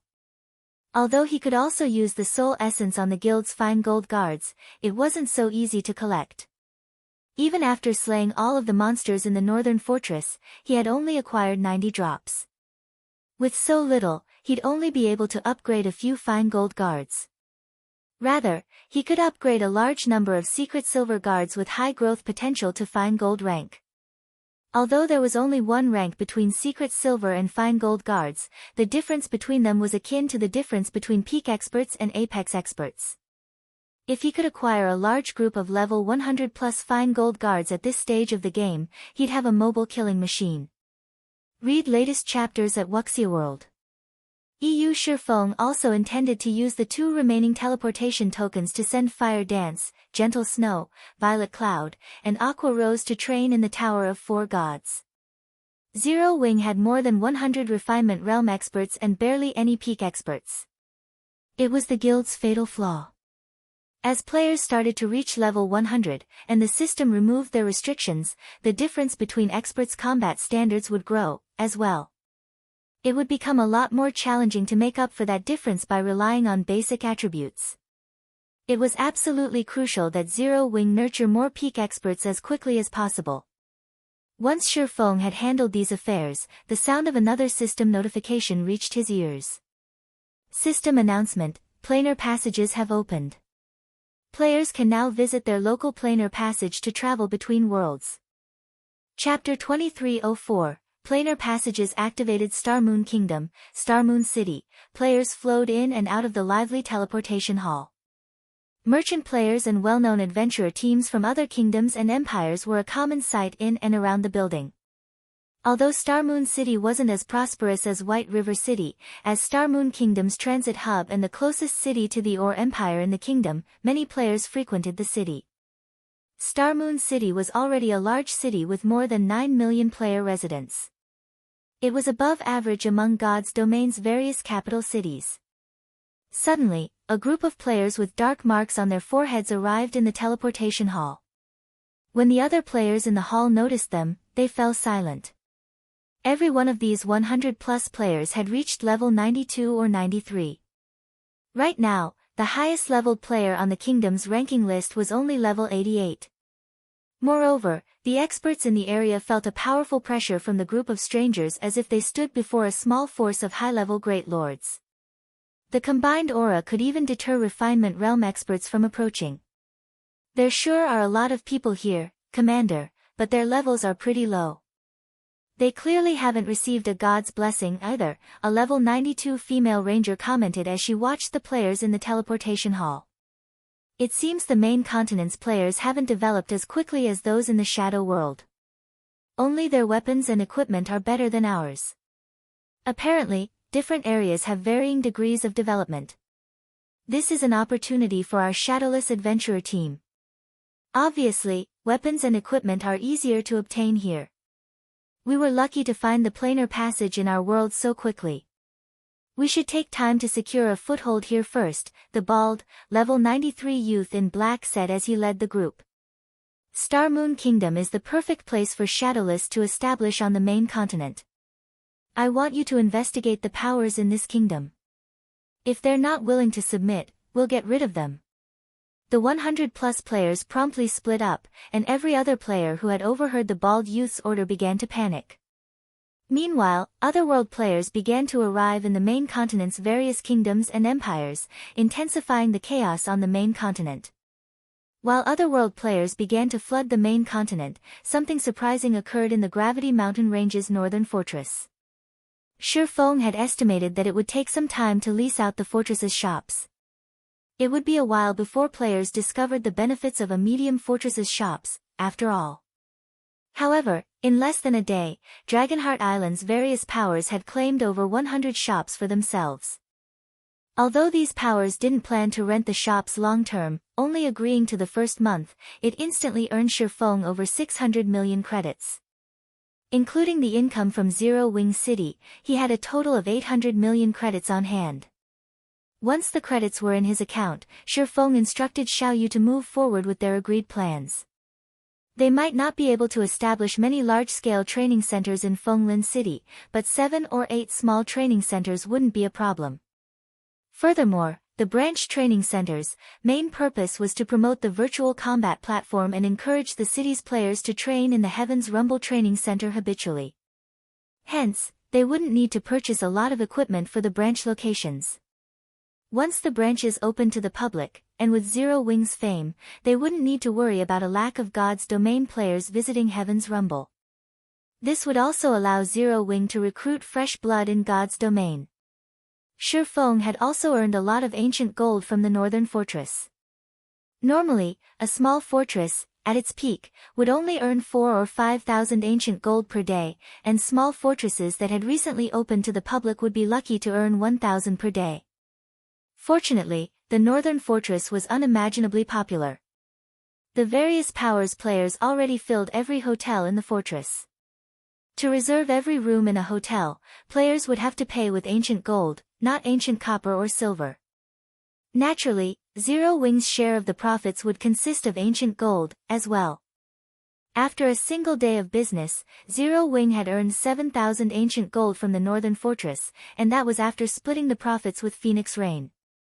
As more time passed and more players visited the fortress, Zero Wing would be able to upgrade its facilities. As basic hotels became advanced hotels, Zero Wing and the Phoenix Pavilion would earn even more ancient gold. War Blood's people would have a heart attack if they saw our profits, guild leader, Blackie said, laughing as he watched the northern fortress's profits increase.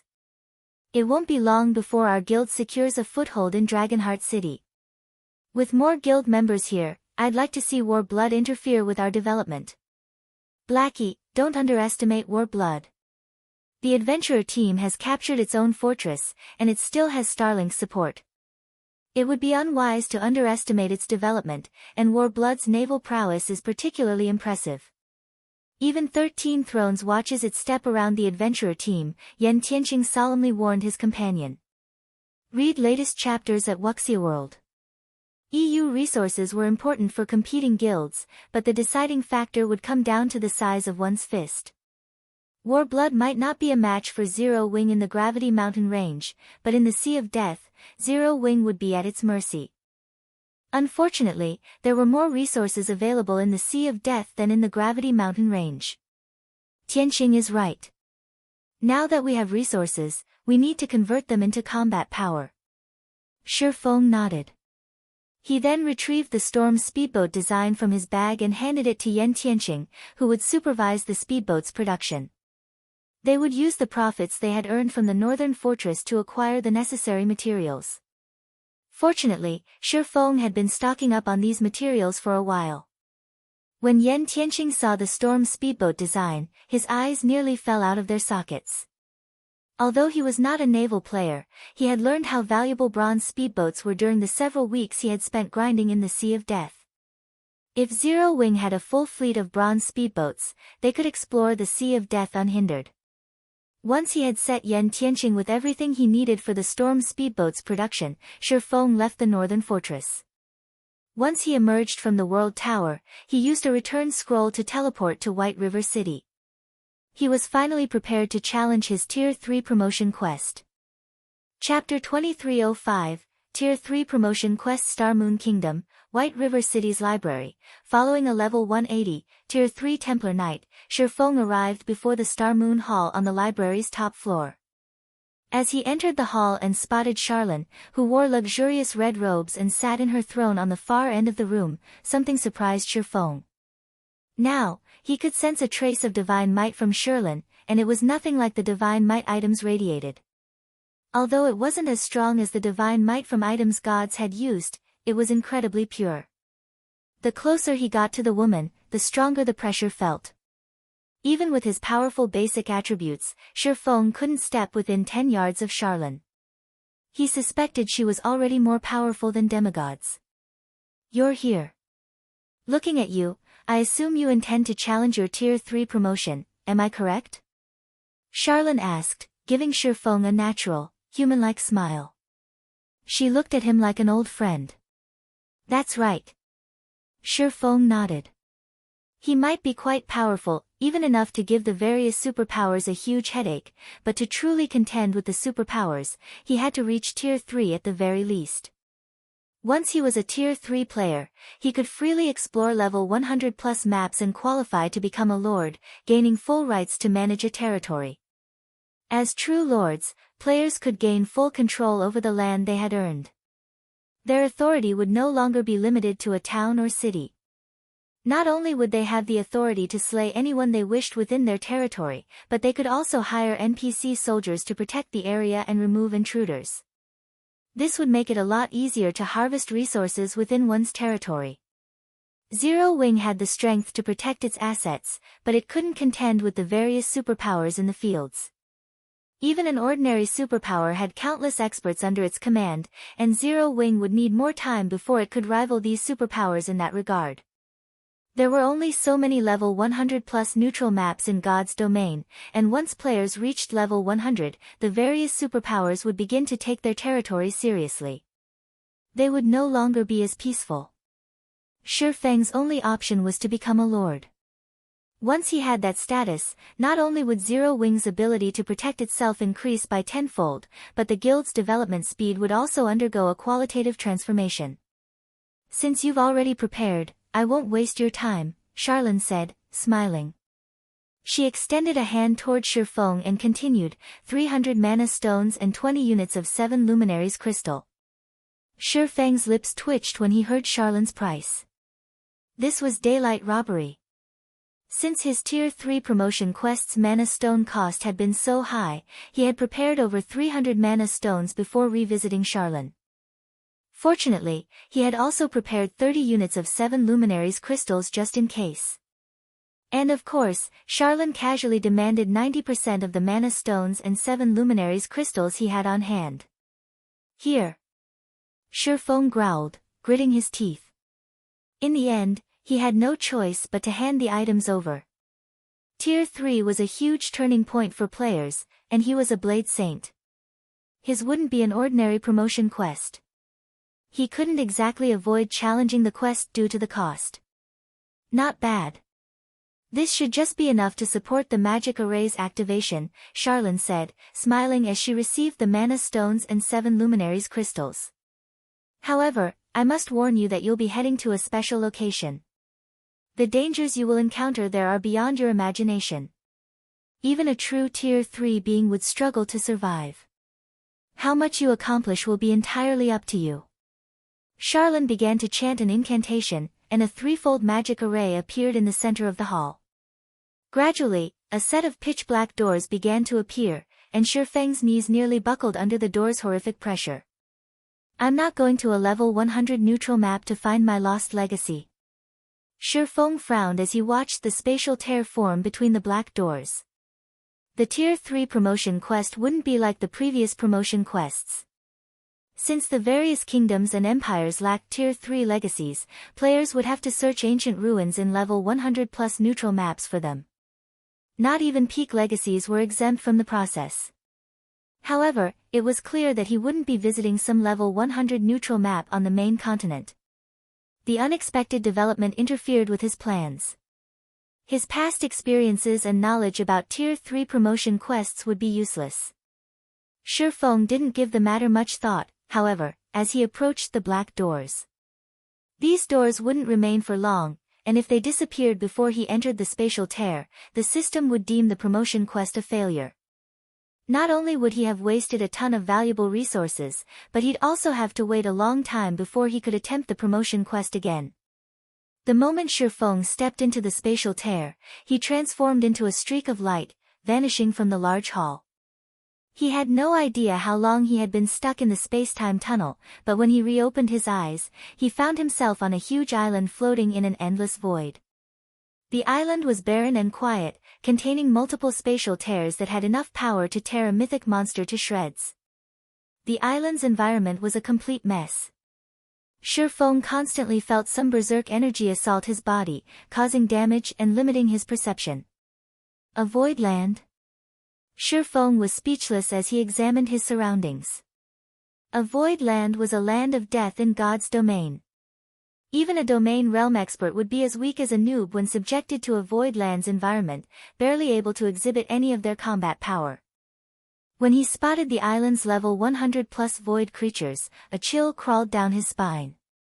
Void worm, void creature, Great Lord, level 101 HP 120, 000/120, 000/000, Void Viper, void creature, Grand Lord, level 102 HP 300, 000/300, 000/000, Void creatures had extremely high resistance to physical and magical damage. Normally, even Tier 3 players would have to work with a full party to defeat a level 100 Great Lord ranked void creature. Unfortunately, not only was this barren island home to thousands of void worms, but they also moved in groups of 3 to 5. As for the void vipers that floated in the air, a single one of them could easily annihilate an entire Tier 3 team. Not even Tier 3 players would survive long on this island, much less Tier 2 players. System, you have accepted your Tier 3 promotion quest. Quest content, locate the Blade Saint legacy sealed in this void land and remove the seal to obtain the legacy. Sure enough, the promotion quest for one of the 10 Saint legacies is vicious. The corners of Shifeng's lips twitched as he read the system notification. Read latest chapters at Wuxia World. He'd be at his limit fighting a single void worm. He'd have no choice but to flee if he encountered two at the same time, yet these void worms roamed in such large groups. Just exploring the island would be a problem, not to mention finding the Blade Saint legacy.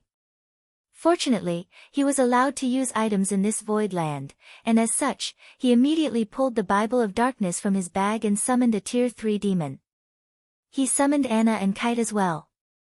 He then relied on the Tier 3 demon as his mount, while Anna and Kite offered support from the sides. The void worms might be a problem for ordinary Tier 3 players, but they were merely practice targets with high HP to Anna and Kite. Their battle with the void worms was completely one-sided, and after just half an hour, 5 void worms had fallen. As they died, the void worms granted Shifeng a ton of EXP and dropped a crystal that was as dark as night. A mana crystal. Shifeng could not believe his eyes as he held the crystal. How is this possible?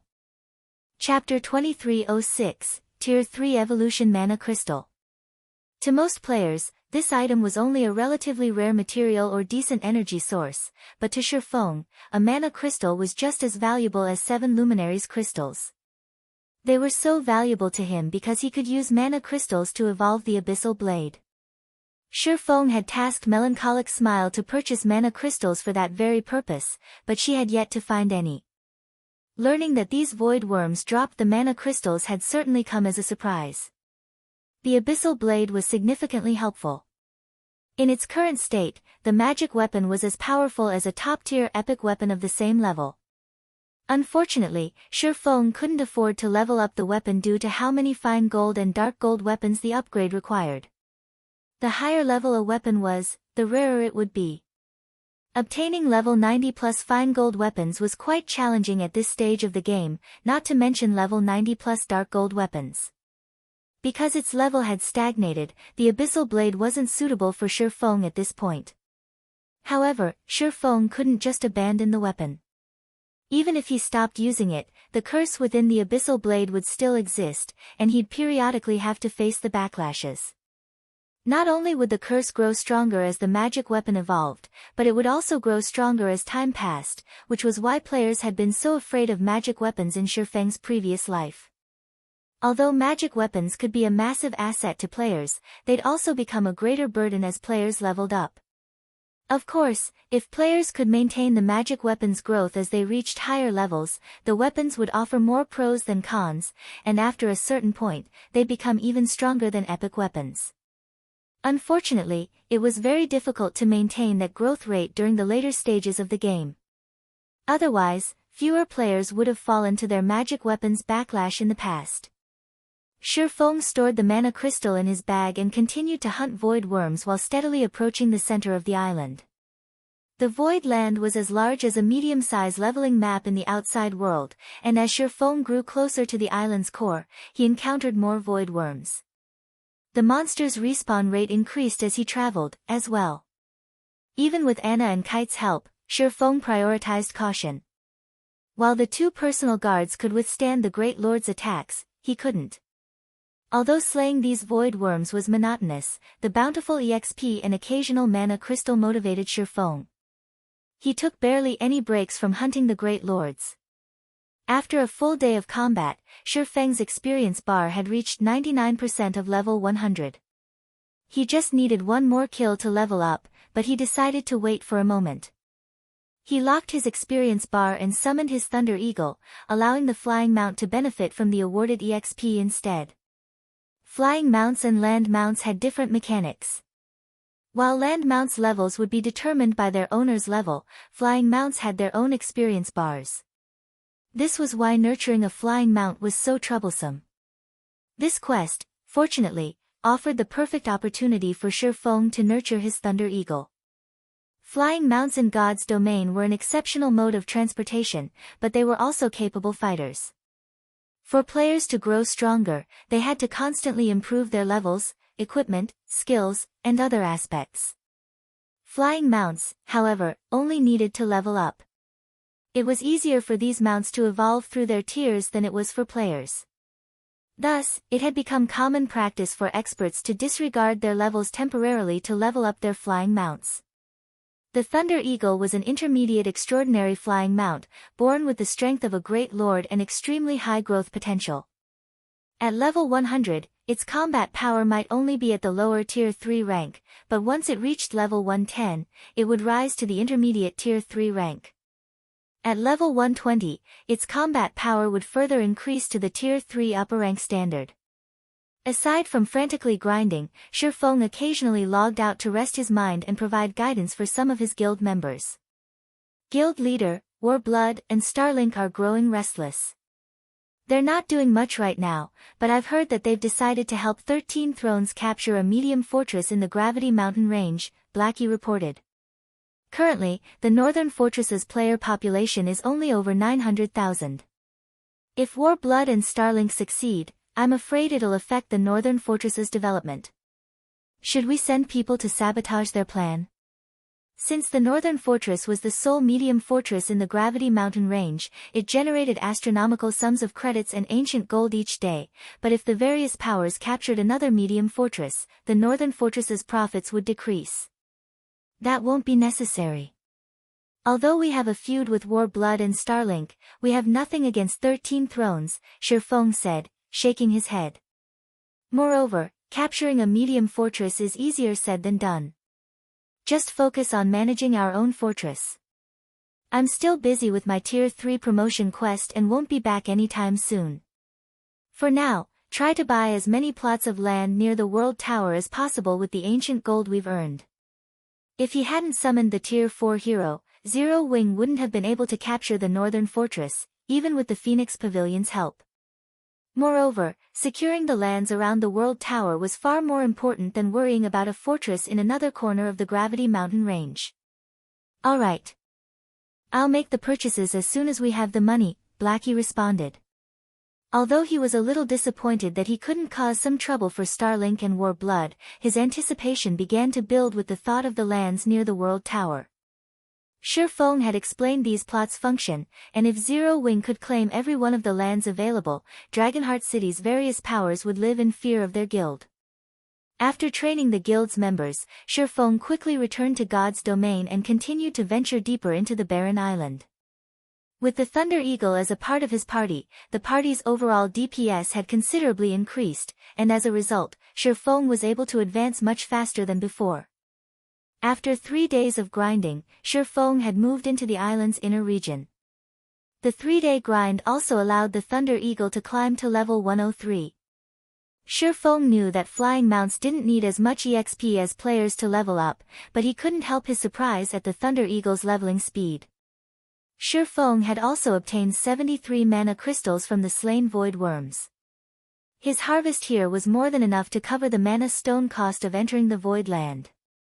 When he reached the inner region, he found a translucent barrier enveloping the area. The inner region looked like a completely different world compared to the outer region. The island's outer area had been a barren wasteland, while a lush forest occupied the inner region. Within this lush forest, Shifeng spotted graves of varying sizes. The smallest were simply dirt mounds, while the larger graves looked like majestic palaces. He also spotted a large number of undead wandering through this graveyard. Forgotten Spirit, Undead Creature, Lord, Level 101 HP 40,000/40,000,000. These forgotten spirits weren't much of a threat, Shifeng could easily take them out in a one-on-one fight.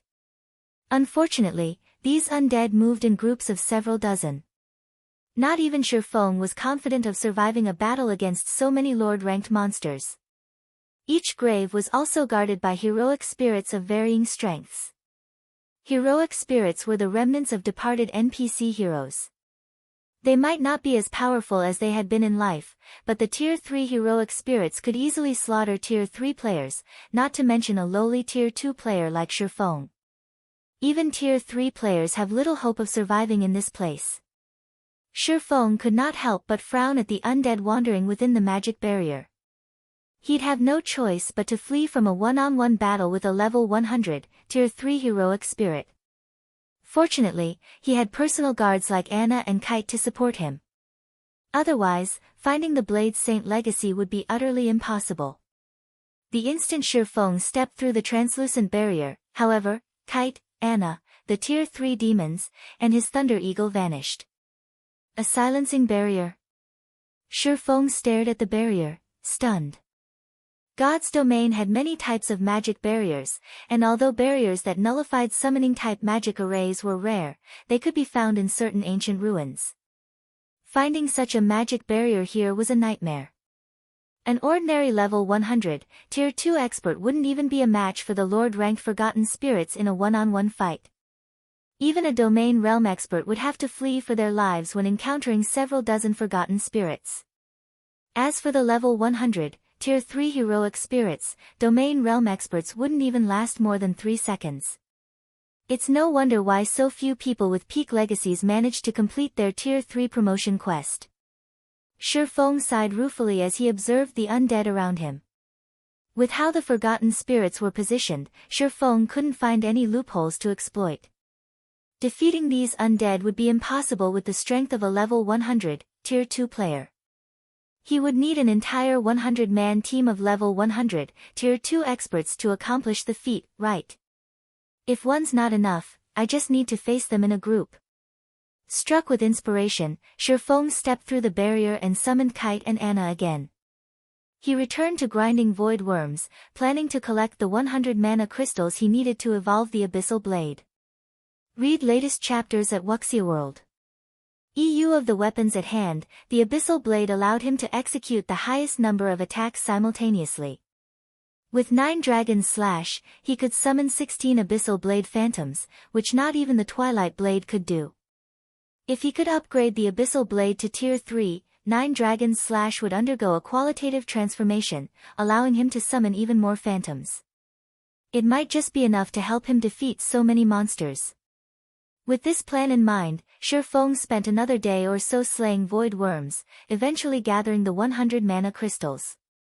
The instant Shifeng picked up the 100th mana crystal, the sound of a system notification reached his ears. System, 100 mana crystals detected. Conditions to evolve the Abyssal Blade met. Do you wish to evolve the Abyssal Blade? Retrieving the long-forgotten magic weapon from his bag, Shifeng took a deep breath and declared, Evolve. Chapter 2307, Tier 3 Abyssal Blade. The moment Shifeng tapped on the Evolve * button, the Abyssal Blade transformed into a cloud of black fog that moved toward his bag. The black fog began to devour every mana crystal in his bag like a ravenous wolf. The mana within the mana crystals was only slightly less pure than within 7 Luminaries crystals, and a single mana crystal contained enough mana to obliterate a small town from the face of the continent. When the Abyssal Blade devoured all 100 mana crystals, space around Shifeng trembled violently with the transfer of such a frightening amount of energy. At the same time, a dragon's roar echoed across the island. It felt as if space were about to explode, making room for a dragon's arrival. Is this a backlash? Shifeng's expression darkened. With every evolution, there was a chance that the magic weapon would release a backlash, and each backlash would be stronger than the last. If the weapon's owner couldn't cope with a single backlash, it would cripple their account. Initially, Shifeng had been confident of contending with a potential second backlash, but based on the mana fluctuations he sensed, he doubted that he had more than a 50% chance of surviving. Fortunately, the mana only fluctuated for a few moments. After 3 seconds, the island returned to normal, and a pitch-black sword, decorated with engraved, draconic patterns, appeared some distance away. Despite standing 5 yards away from the Abyssal Blade, Shifeng could feel the magic weapon's intense dragon might weighing him down. His heels even sunk into the ground. Abyssal Blade, one-handed sword, magic weapon, attack power plus 4055, all attributes plus 320, attack speed plus 33, ignore levels plus 25, attacks have 70% chance to cause 250% damage. 40% chance to cause 300% damage. Every attack increases damage by 2% to a maximum of 30%. If wielder belongs to a swordsman-related class, all skill levels plus 6. Increase free ability points received for every increase in level by 2 points. Equipment level 80. Can be upgraded, devour 40 level 85 dark gold weapons to upgrade to level 85. Equipment Tier 3. Can be evolved, devour 5 god crystals to evolve to Tier 4. Additional active skill 1, Phantom Kill, Tier 3. Instantly creates a doppelganger under the wielder's control. Doppelganger has 95% of the wielder's attributes and all skills. The wielder can swap positions with the doppelganger at any time. Duration, 2 minutes cooldown, 5 minutes. Additional active skill 2, Abyssal Bind, Tier 3. Binds up to 5 enemies simultaneously and prevents movement, reducing defense and magic resistance by 100%. The higher tiered the target is, the weaker the effect will be. Duration, 5 seconds cooldown, 40 seconds. Additional active skill 3, 9 Dragon's Slash, Tier 3. Instantly creates 21 phantoms of the abyssal blade for wielder's use. Each phantom sword deals up to 80% damage. Duration, 60 seconds cooldown, 8 minutes additional active skill 4, Abyssal Curse, Tier 3. Prevents all targets within a 100-yard radius from moving or attacking for 6 seconds and reduces their attributes by 20% for 10 minutes. Effect doubles if there is only one target in range. Cooldown, 30 minutes additional active skill 5, Dragon Soul, Tier 3. Grants a doppelganger a dragon soul, transforming it into a black dragon. The transformed doppelganger will have the same life rating as a black dragon and can use the skill Dragon Breath. Duration, 5 minutes cooldown, 24 hours additional passive skill, Abyssal Will. Improves wielder's physique depending on the surrounding mana density. The higher the mana density, the greater the improvement. Additional profound inheritance, Black Emperor, Tier 3. When activated, every critical hit will accumulate 1 stack of death aura. Each stack can be used to increase all attributes by 4% and attack speed and movement speed by 3% for 12 seconds or to reduce the cooldown of a skill by 5 seconds. Maximum of 27 stacks of death aura.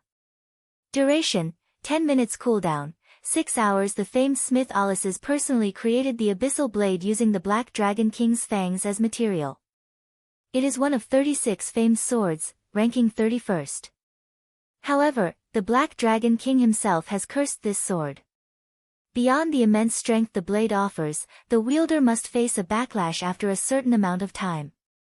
However, after Jack had remodeled the Abyssal Blade with a star crystal, the strength of the backlash has been reduced greatly. If the wielder is unable to suppress the backlash, the wielder will receive the Black Dragon King's curse, permanently reducing all attributes by 50%. Unable to be dropped. Unable to be traded. Unable to be destroyed. So powerful. Shi Feng was stunned when he saw the evolved Abyssal Blade's attribute panel.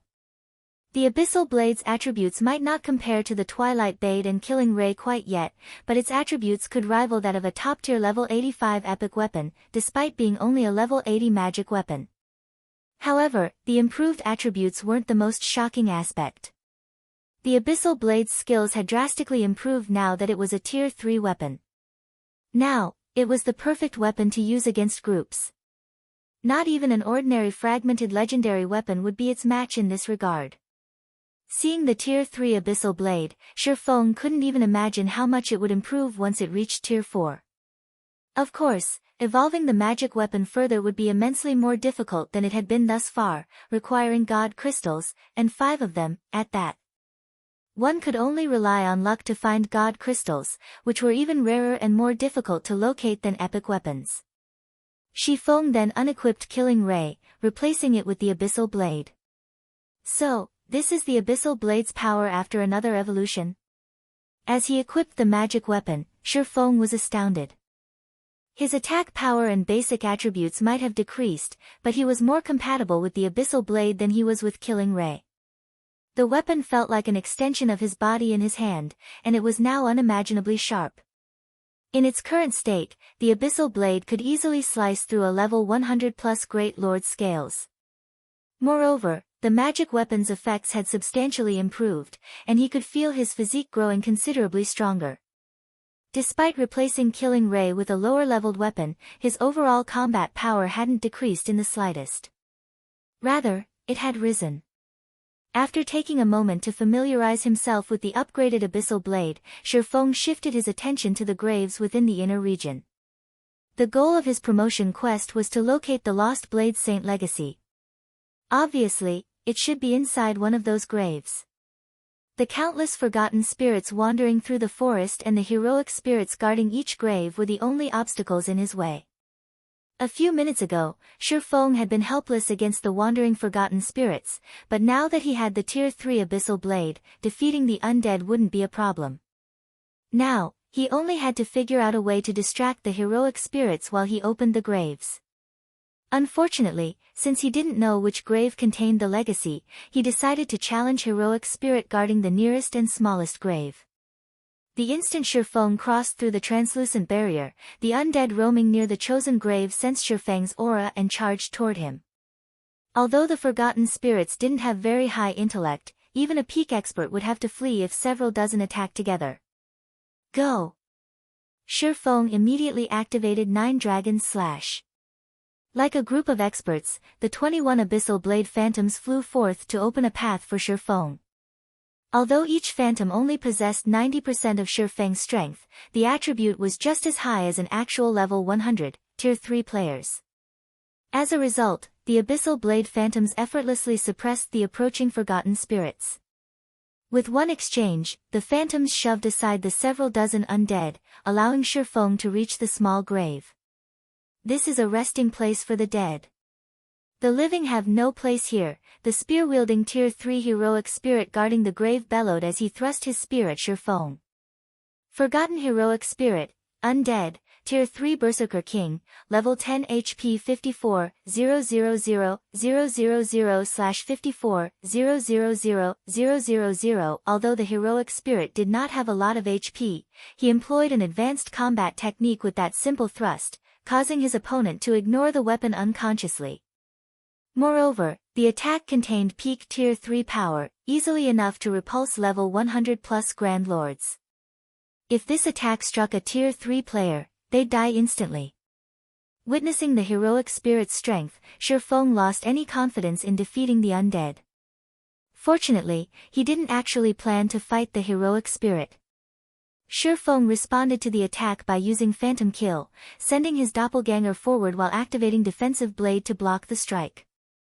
Shifeng then rushed toward the grave. The moment Shifeng touched the grave, a prompt window appeared before him. System, do you wish to activate the grave and absorb a portion of the grave owner's legacy? Ecstatic, Shifeng activated the grave. However, a loading bar appeared the moment he did. Activating the grave would require a total of 8 seconds. When the heroic spirit sensed the grave's activation, he flew into a rage. Ignoring Shifeng's doppelganger, the heroic spirit dashed toward the offending player. Sure enough, this won't be that easy. As the heroic spirit ran toward him, Shifeng stopped holding back. He had his doppelganger activate its legacy berserk skill, Blade Liberation, focusing all of his attention on controlling the doppelganger as it attacked the heroic spirit. Lightning Flash. A web of sword lights enveloped the heroic spirit, yet the undead didn't seem concerned in the least. He spun and met the attack with his spear. Peng! Peng! Peng! The sounds of clanging metal echoed throughout the forest. Not only had the heroic spirit blocked every sword light the doppelganger had sent at him, but he managed to do so without stumbling a single step backward. The doppelganger wasn't a match for the heroic spirit, but Shifeng didn't care. His only goal was to delay the Tier 3 heroic spirit for 8 seconds, not defeat him. Shifeng finally absorbed a portion of the grave owner's legacy as he sacrificed his doppelganger. As he did, a legacy completion rate section had appeared in his quest window. System, legacy completion rate 15%. Do you wish to accept this legacy? So, that's how this works. Shifeng immediately understood how he was supposed to complete his promotion quest. Every grave in this lush forest contained the Blade Saint legacy, but each grave contained a different completion rate of the legacy, which couldn't be combined. It was up to him to decide how much of the legacy he wanted to leave with. Following which, Shifeng abandoned the completion rate he had acquired from the small grave and escaped through the barrier. The moment he crossed the magic barrier, the Forgotten Spirits and heroic spirit chasing him gave up and returned to their original positions. Now that he understood his quest's mechanics, Shifeng set his sights on the higher quality graves in the island's inner region. Naturally, the more magnificent graves were guarded by stronger heroic spirits. The largest grave sat within the forest's core, as opulent as a palace with a level 100, Tier 4 heroic spirit standing guard. Read latest chapters at Wuxia World. The graves that were a grade inferior to the palace-like grave in the center were protected by heroic spirits with titles. Heroic spirits that earned a title after their deaths had been heroes among heroes during their lives. Killing apex experts of the same tier would have been child's play. Although they had lost a significant portion of the strength after death, they could still kill apex experts with little to no effort. I can only give it a try. Shifeng gritted his teeth as he set his sights on a greatsword wielding, titled Heroic Spirit. He knew he had no hope of activating the grandest grave in the cemetery. The gap between Tier 3 and Tier 4 existences was massive, let alone the gap between Tier 2 and Tier 4. The moment the Tier 4 heroic spirit noticed him, he'd die. However, he wasn't willing to settle for third-grade graves. After all, the legacy's completion rate would severely affect the Tier 3 promotion quest's rewards. At the very least, he had to try for the second-grade graves. Once his skill's cooldowns had finished, Shifeng dashed into the inner region once more, running straight for a grave that was the size of a small high-rise. Chapter 2308, Abyssal Blades Might. Shifeng's target was near the center of the forest. Simply approaching it would be incredibly difficult due to the groups of forgotten spirits that moved closer together near the forest's core. If Shifeng relied on his own strength to reach the grave, he wouldn't get close to it, much less activate it. Several hundred forgotten spirits flew toward him, and Shifeng felt his scalp go numb. Fortunately, he was barely able to keep the forgotten spirits out of attack range with the 21 abyssal blades fighting for him. 9 Dragon Slash had a time limit, however, so he couldn't stop the undead like this forever. Although Shifeng was confident that he could escape these monsters with his life, if he couldn't keep the forgotten spirits at bay, that would be it. He wouldn't be able to do anything more.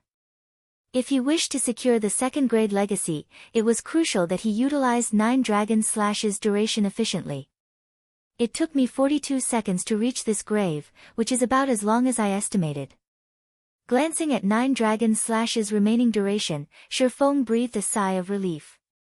I should be able to activate the grave within the remaining time. There were 2 reasons that Shifeng had passed up the highest-grade grave.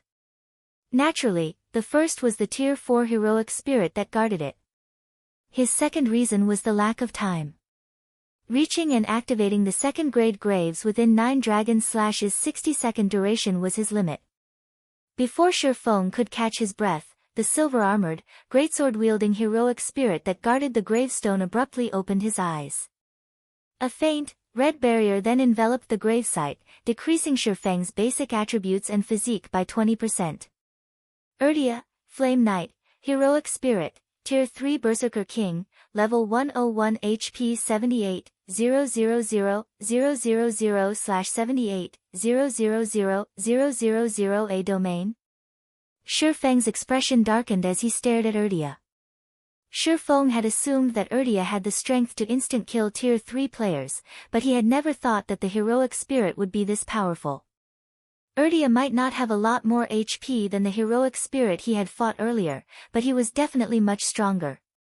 Purely regarding basic attributes, he had to be 30% stronger than the forgotten heroic spirit. In combination with its domain, which only Tier 4 NPCs and above could grasp, Urdia could squash Tier 3 players like ants. I commend your bravery, adventurer. Over the several millennia I have stood guard, you're the first to dare approach in search of the Blade Saint's legacy. I hope you can offer some entertainment, Urdia leisurely commented. Unlike the forgotten heroic spirit, which had attacked immediately, he joked around like a player as he slowly approached Shifeng. Seeing this, a chill crawled down Shifeng's spine. They might be dead heroes, but heroic spirits weren't considered NPCs in God's domain. Because of this, their intellect shouldn't be as high as NPCs. However, that was obviously not the case for Urdia. This was also the first time Shifeng had encountered such an intelligent heroic spirit. Seeing that Urdia was already 50 yards away, Shifeng activated the Ring of Gospel's miniature world and Ring of Brilliance as a precaution. Unfortunately, Shifeng could tell that wouldn't be enough after the 2 skills had taken effect. He then activated Blade Liberation to bolster his basic attributes further, and at the same time, he activated the Twilight Blades Twilight of the Gods and Twilight's Shadow, splitting into 8 clones. With Twilight of the Gods and Blade Liberation active, Shifeng's physical doppelgangers inherited the skill's effects. Now, every one of his doppelgangers had the strength to rival Grand Lords of the same level. If 8 level 100 Grand Lords worked together, they could even take on a level 100 mythic monster. However, before Shifeng could control his doppelgangers, Urdia vanished, reappearing before Shifeng's clones. The heroic spirit brandished his flaming greatsword, sending 8 crimson sword lights at all 8 doppelgangers. Shifeng's doppelgangers reacted quickly, intercepting the attacks with their swords. However, the moment the crimson sword lights met the doppelgangers' blades, the impact threw them over a dozen yards before they slammed into the ground, their swords humming. Each doppelganger instantly lost over 20,000 HP. A bronze combat technique? Shifeng's expression turned grim when he saw the outcome. Extreme Slash. Although Urdia had only executed 8 extreme slashes, one fewer than Miracle Dragon's 9 extreme slashes, Urdia's mastery with the technique was far greater than Miracle Dragon's. He had mastered the advanced combat technique until he had upgraded it into a bronze combat technique. This was a Tier 3 heroic spirit that could use bronze combat techniques. No one would have believed Shifeng if he had told them about Urdia's abilities in his previous life. Some might even mock him for his stupidity. Heroic spirits might have once been heroes, but they weren't anymore. They particularly lacked intellect and weren't even a match for ordinary NPCs regarding this aspect. Seeing a heroic spirit execute an advanced combat technique was already quite impressive. Most Tier 3 NPCs couldn't even master a bronze combat technique, much less a Tier 3 heroic spirit. And yet, the impossible had just happened. After repelling the 8 doppelgangers, Urdia shifted his gaze to Shifeng's main body. He executed Flame Charge, transforming into a fiery meteor as he flew toward the swordsman. Based on how this flame charge appeared, Urdia's skill completion rate should be 99% or 100%. Shifeng didn't dare take Urdia's charge head-on. If the heroic spirit had already thrown his doppelgangers, he could definitely send Shifeng flying. Shifeng activated Phantom Kill, summoning another doppelganger and having it activate Blade Liberation and Defensive Blade to intercept the approaching Berserker King. If he died during his Tier 3 promotion quest, he'd have to wait a long time before he could challenge it again. It was a risk he wasn't willing to take. However, the moment Shifeng's doppelganger activated Defensive Blade, Urdia cancelled his flame charge and thrust his flaming greatsword into the ground. Dozens of fiery blades rose from the dirt, flying toward the doppelganger. Tier 3 skill, Storm Garrote. Defensive Blade's block counts were exhausted in an instant. Seeing this, Shifeng had no choice but to focus most of his attention on his doppelganger and executed Sword's Orbit. When the galaxy of stars and the flaming blades met, both attacks shattered. Although the doppelganger had successfully blocked the attacks, it had been forced to stumble over a dozen steps backward. Moreover, each attack had devoured nearly 10,000 of the doppelganger's HP. With just one skill, Urdia had dealt over -200,000 damage. As they kept the forgotten spirits away from the gravesite, the Abyssal Blade Phantom's duration continued to decrease, and Shifeng's doppelganger couldn't keep Urdia distracted. It began to make Shifeng even more nervous. If he activated Twofold Berserk, he could hold Urdia off, but he needed to activate the grave with his main body. There was no point in trying to distract the heroic spirit himself. He intended to reserve absolute domain for his escape from this place. Even if he activated the grave and obtained the legacy contained within, he would fail his quest without it. Your doppelgangers are quite good, but this is as far as you'll get. Urdia declared, chuckling when he realized Shifeng's doppelganger had survived his Storm Garrote. Urdia pulled his great sword from the ground and appeared before the doppelganger. He executed 8 extreme slashes once more, but this time, he concentrated all 8 attacks on a single target. Dragon Soul. Read latest chapters at Wuxia World. Shifeng understood that if his doppelganger died, this quest would come to an end. Hence, he decided to use the Abyssal Blade's strongest skill, Dragon Soul. Right now, every attribute point mattered. Shifeng's doppelganger roared, the sound filling the entire forest.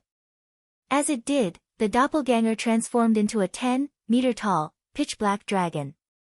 It had more than doubled in size than when the Abyssal Blade had only been a Tier 2 weapon. Seeing the 8 sword lights fly toward it, Shifeng's doppelganger swiped a single claw to block them all. Boom! The sword lights slammed into the doppelganger's claw, and an intense shockwave shook the forest, only fading after extending 100 yards away. A spatial tear had even appeared before the dragon's claw, and the doppelganger only stumbled a step back. Chapter 2309, Blade Saint Legacy secured so strong. Shifeng was surprised to see his doppelganger only lose a little over 5,000 HP after receiving Urdia's 8 extreme slashes. Although his doppelganger had already been quite powerful with Dragon's Soul active, nearly invincible among beings of the same tier, it had grown even stronger, especially its strength and defense. In these two attributes, his doppelganger could practically rival Tier 4 mythic monsters. Moreover, the size of the black dragon's body afforded Shifeng plenty of advantages. Before the black dragon's 10-meter-tall frame, Urdia looked like little more than a small animal. The doppelganger wouldn't have any issue stopping the heroic spirit's attacks. However, Urdia didn't pause after his attack failed. He immediately appeared before the black dragon's head, his flaming greatsword transforming into a colossal pillar of fire. Tier 3 Taboo Skill, Burning Sword. When the fire pillar completed its transformation, it stretched across 100 yards. The black dragon looked tiny before the flaming weapon, and Urdia swung it down on the doppelganger. Not even Shifeng could escape the pillar's range, much less the black dragon. Don't think I'm so easy to kill. As the fire pillar descended, Shifeng had his black dragon use Dragon Breath. Unlike the Dragon Breath skill from his Heavenly Dragon's Breath Ring, the black dragon's ability was the real deal. According to legend, a Tier 5 Dragon Breath could vaporize an entire city instantly. The true Dragon Breath was easily more powerful than any taboo skill or curse, essentially rivaling divine arts. The black dragon opened its maw, and a horrific amount of mana concentrated between its jaws. In the blink of an eye, a pitch-black energy ball as large as a small house had taken shape, and as the black dragon released a deafening roar, the energy ball reformed as a pillar of pitch-black light, firing toward the heroic spirit's pillar of fire. Boom! The dragon breath and burning swords slammed into each other, creating a shockwave that shook their surroundings and didn't dissipate until it had spread 500 yards away. At the point of impact, space had crumbled, forming a black hole. It felt as if Armageddon had begun. Sure enough, the true dragon breath is far more powerful. Shifeng could not help but be astonished when he saw Urdia being sent flying. Shifeng had only hoped that the black dragon would stop Urdia's killing move. He hadn't actually expected the doppelganger to win that exchange, dealing over -30,000 damage to the heroic spirit. Urdia wasn't in danger of dying after losing 30,000 HP, but it was enough damage for the black dragon to hold the heroic spirit's aggro. Now, Urdia's focus had turned away from Shifeng's main body. Taking advantage of this opportunity, Shifeng charged at the gravestone. System, do you wish to activate the grave and absorb a portion of the grave owner's legacy? Without any hesitation, Shifeng activated the grave the moment the prompt window appeared. Like the previous grave, a loading bar appeared when he activated. However, this loading bar required 12 seconds, rather than the 8 seconds the previous grave had required. Shifeng celebrated the fact that he had decided to keep absolute defense in reserve. Had he used the skill to stop Urdia, rather than rely on Dragon's Soul, he would have died halfway through the activation process. Unfortunately, the instant Shifeng activated the grave, Urdia went berserk. Ignoring the black dragon, the heroic spirit dashed toward Shifeng. Only a little over 100 yards separated Urdia and Shifeng, and a titled, Tier 3 heroic spirit would only need a few steps to cross that distance. However, the black dragon intercepted Urdia near the halfway mark, using its massive frame to keep the heroic spirit away from Shifeng. The black dragon then swiped a claw at its foe. The black dragon's claw was the size of a car, and although Urdia sensed the incoming attack, he couldn't dodge it in time, relying on his greatsword to block it. As the claw slid along the massive blade, dazzling sparks flew from the weapon. Urdia knocked away the black dragon's claw with his greatsword. Now, he fully displayed the strength of a Tier 3 heroic spirit. Even a Tier 2 dragon would find him a difficult opponent. Fortunately, there wasn't a particularly large difference between the two combatants' basic attributes. Although the heroic spirit had knocked away the black dragon's claw, the dragon steadily remained in its original position. It had only taken a little over -2,000 damage from the clash. The black dragon had tens of millions of HP, so this amount of damage was nothing. Realizing this, Urdia stopped relying on brute force to break past the black dragon.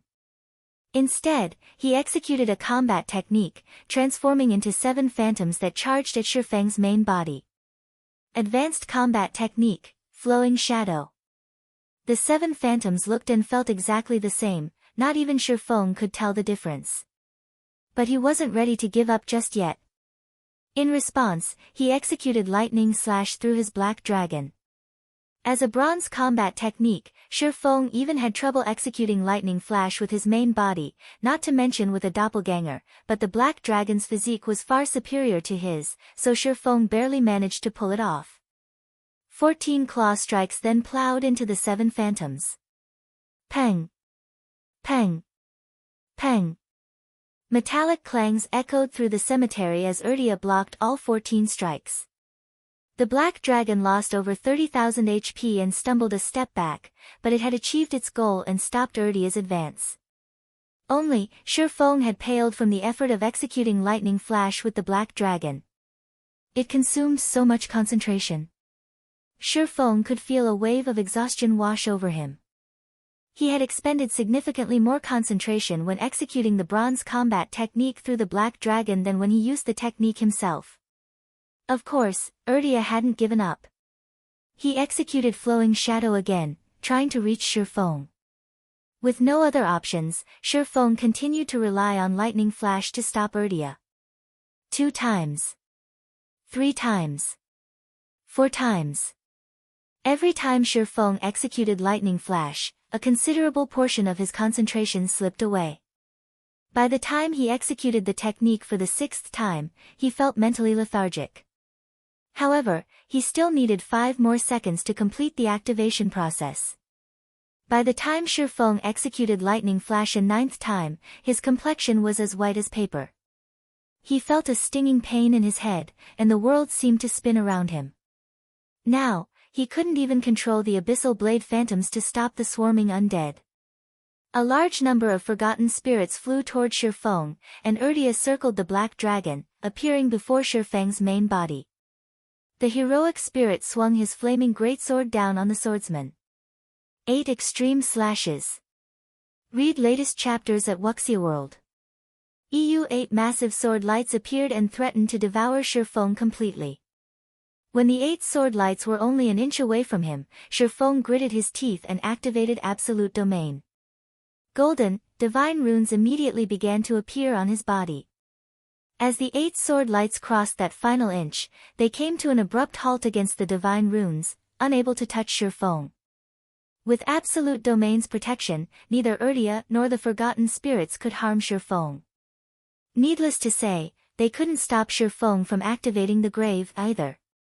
System, Legacy Completion Rate 85%. Do you wish to accept this legacy? Chapter 23:10, Urdia vs. Anna. As soon as he saw the system notification, Shifeng accepted the legacy. He didn't know how good a legacy with an 85% completion rate would be, but it was undoubtedly better than the 15% legacy he had found earlier. After Shifeng accepted the legacy, countless divine runes began to flow from the grave toward him, forming a glowing imprint on the back of his hand. Suddenly, Shifeng bore the mark of a purple-gold sword. The moment the mark formed, Urdia descended into madness. His muscles bulged, and a cloak of fire enveloped his frame. The temperature around him soared, and the flaming cloak burned the earth under his feet to black ash.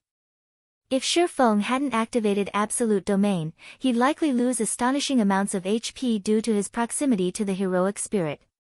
With Urdia going into full berserk mode and his Absolute Domain's duration almost up, Shifeng switched the 7 luminaries' rings Aura of Earth to the Aura of Wind and activated Gale Domain to make a hasty retreat. While all forms of teleportation were prohibited in the Voidland's inner area, flying, fortunately, was not. Gale Domain was Shi Feng's only hope of escaping from the inner area. Without it, he wouldn't have any chance of leaving the inner region even if he had the legacy. He no longer had 9 dragons to rely on, and he had a titled, Tier 3 heroic spirit after him. However, before Shi Feng could leave the grave, Urdia charged forth like a meteor. The heroic spirit was so fast that not even the black dragon could stop him in time. Boom! Urdia crashed into Shi Feng, and the golden, divine runes that protected him actually trembled. This hadn't even happened when Urdia had hacked and slashed at Shi Feng earlier. The heroic spirit proceeded to brandish his flaming greatsword at Shi Feng, over and over. For a moment, even Shi Feng was helpless against the countless sword lights. He couldn't keep up with the speed of any of these attacks. Urdia's attack speed wasn't that much faster than his, but he couldn't keep up with the heroic spirit's reaction speed. With Urdia's basic attributes, the heroic spirit could finish Shi Feng off in 2 or 3 hits, even if Shi Feng activated twofold berserk. Absolute Domain only had 6 seconds remaining, and Shi Feng was still nearly 1,500 yards away from the inner region's barrier. Throwing caution to the wind, he flew straight for the barrier.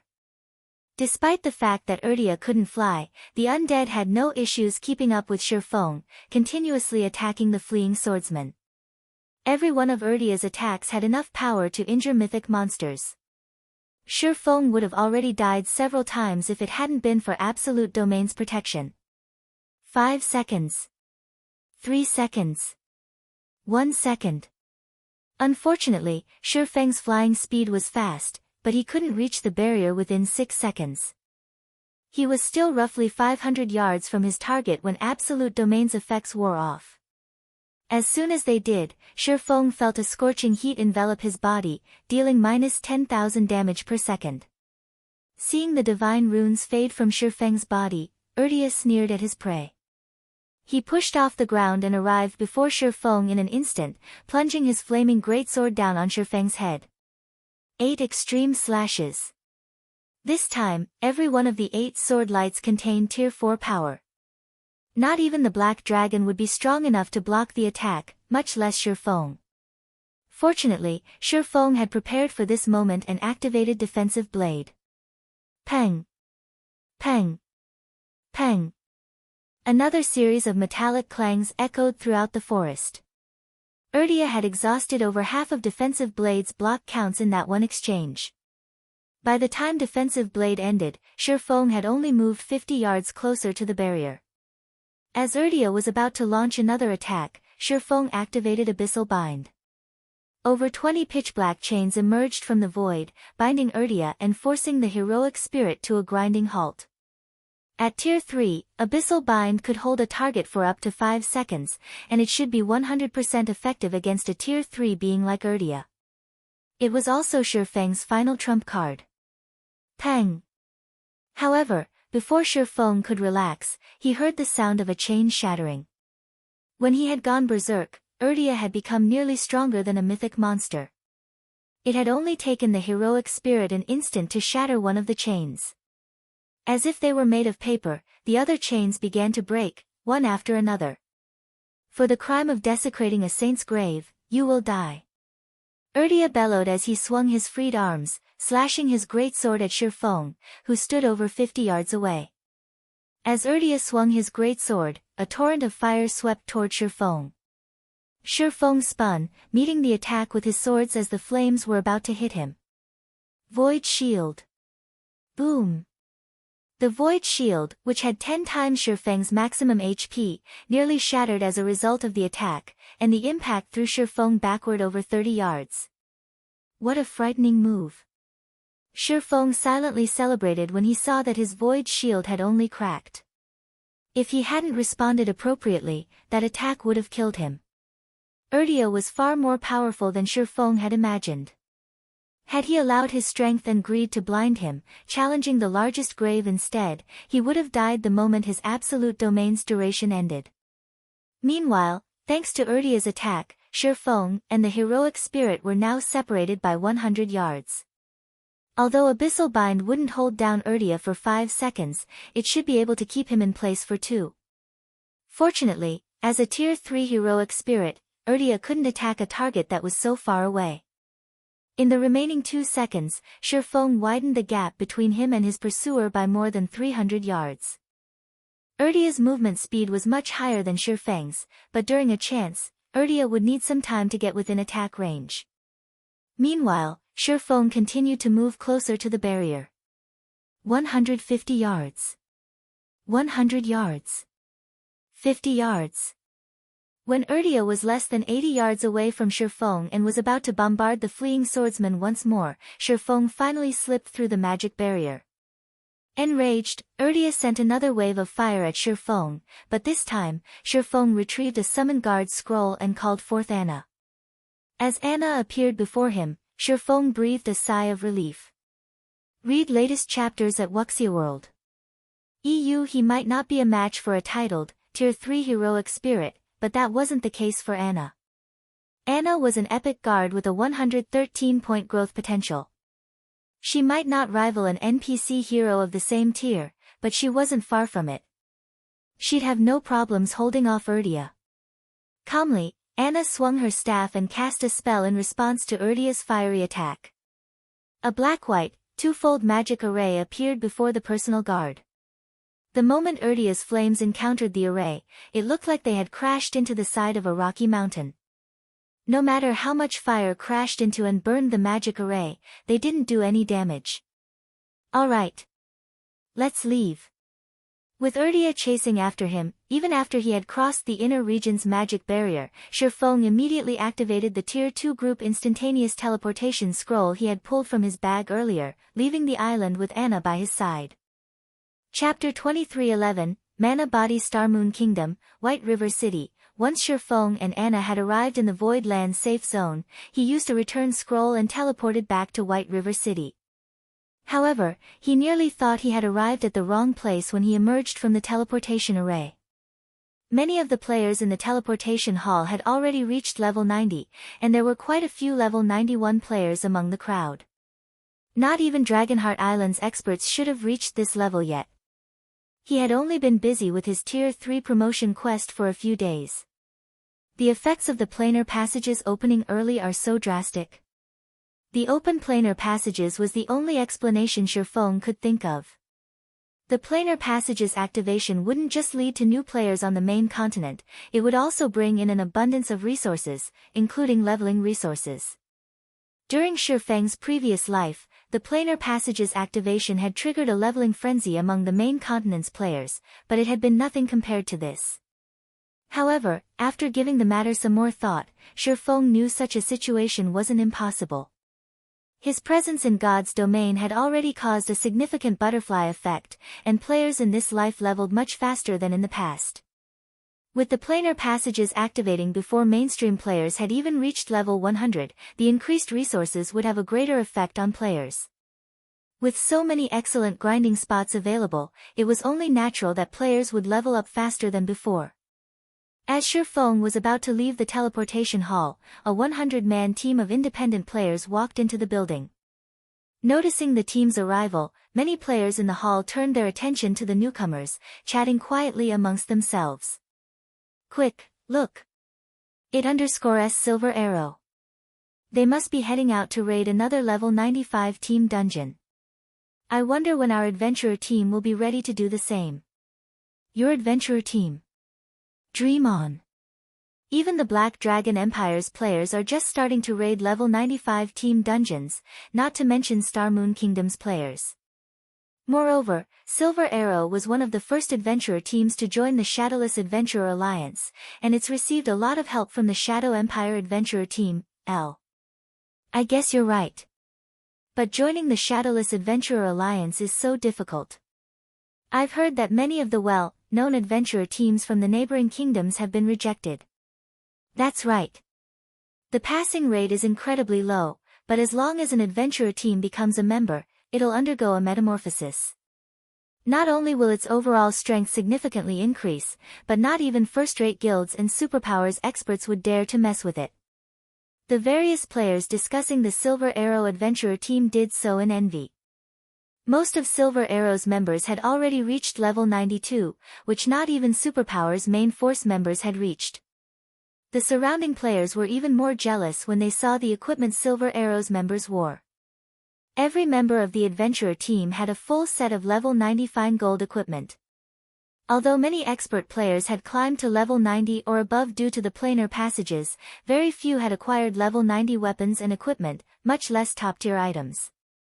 With a full set of level 90 fine gold equipment, players would qualify to raid level 95 team dungeons. The other world's adventurer alliances have already developed this far.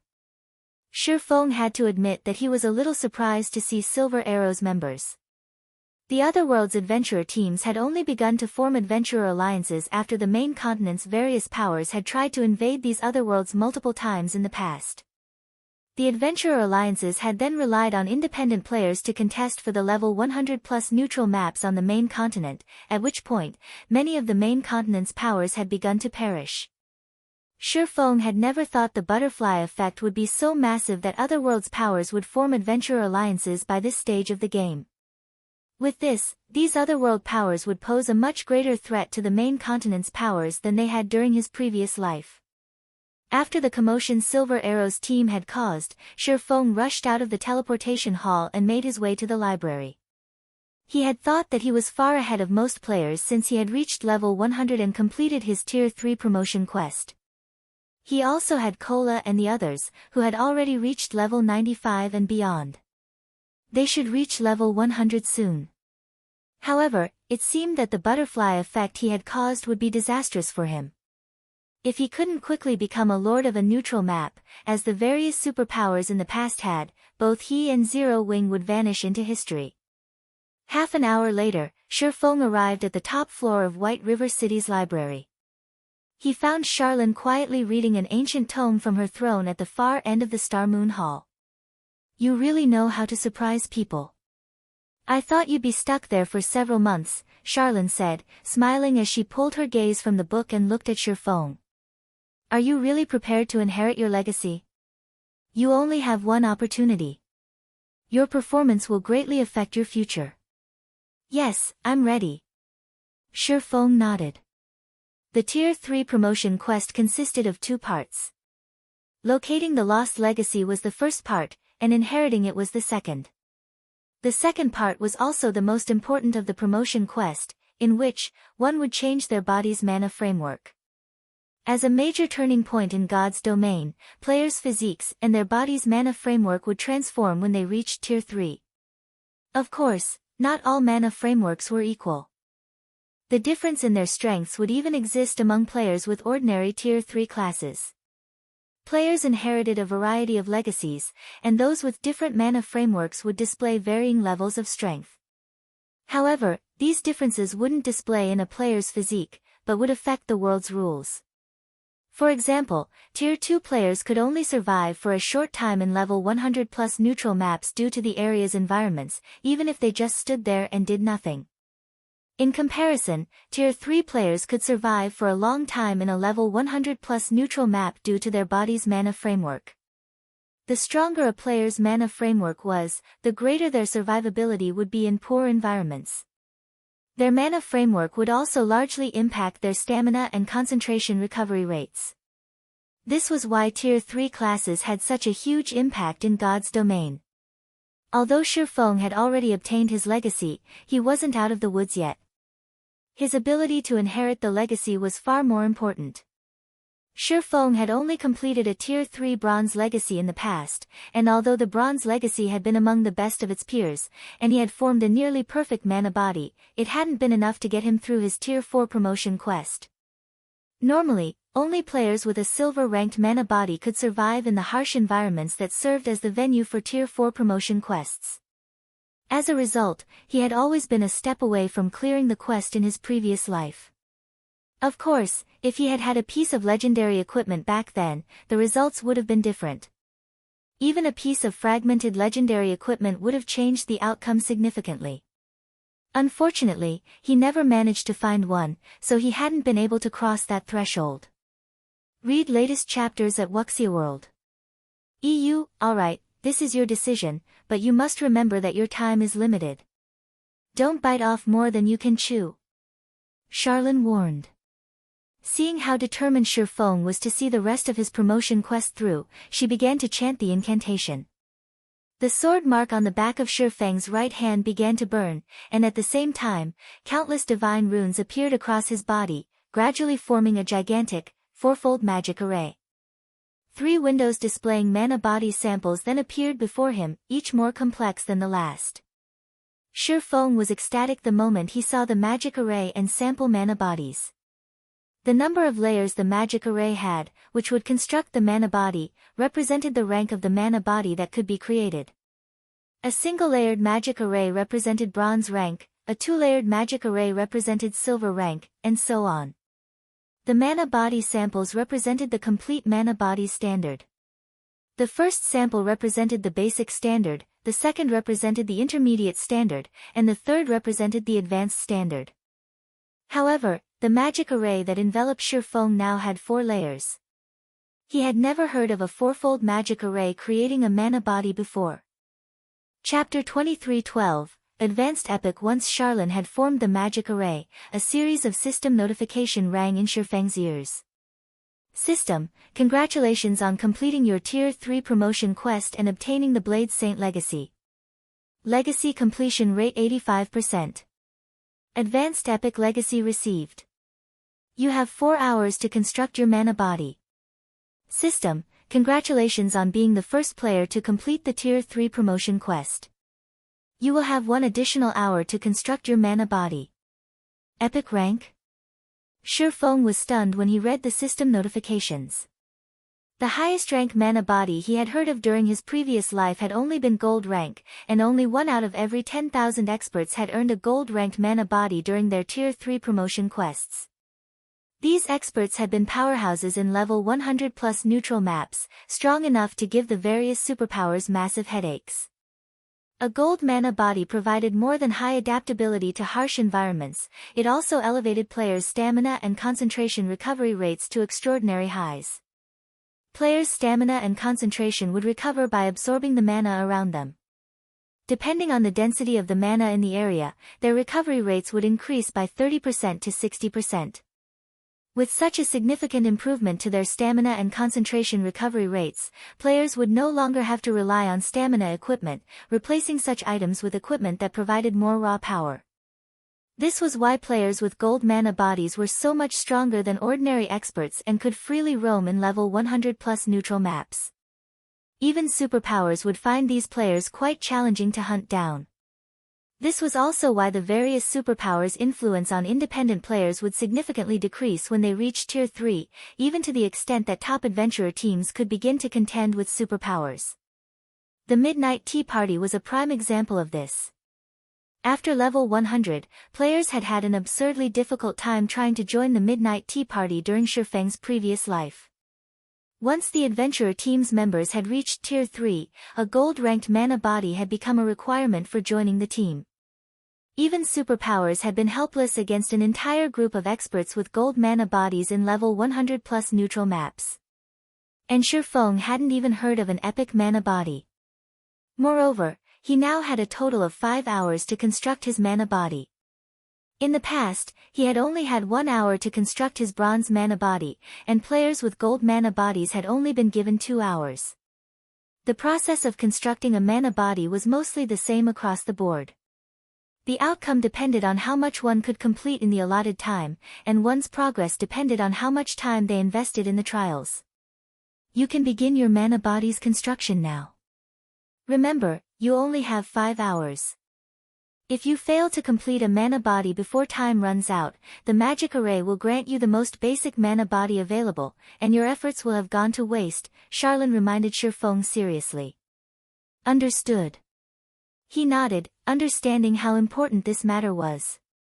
Immediately, Shifeng carefully inspected the 3 mana body samples hovering before him.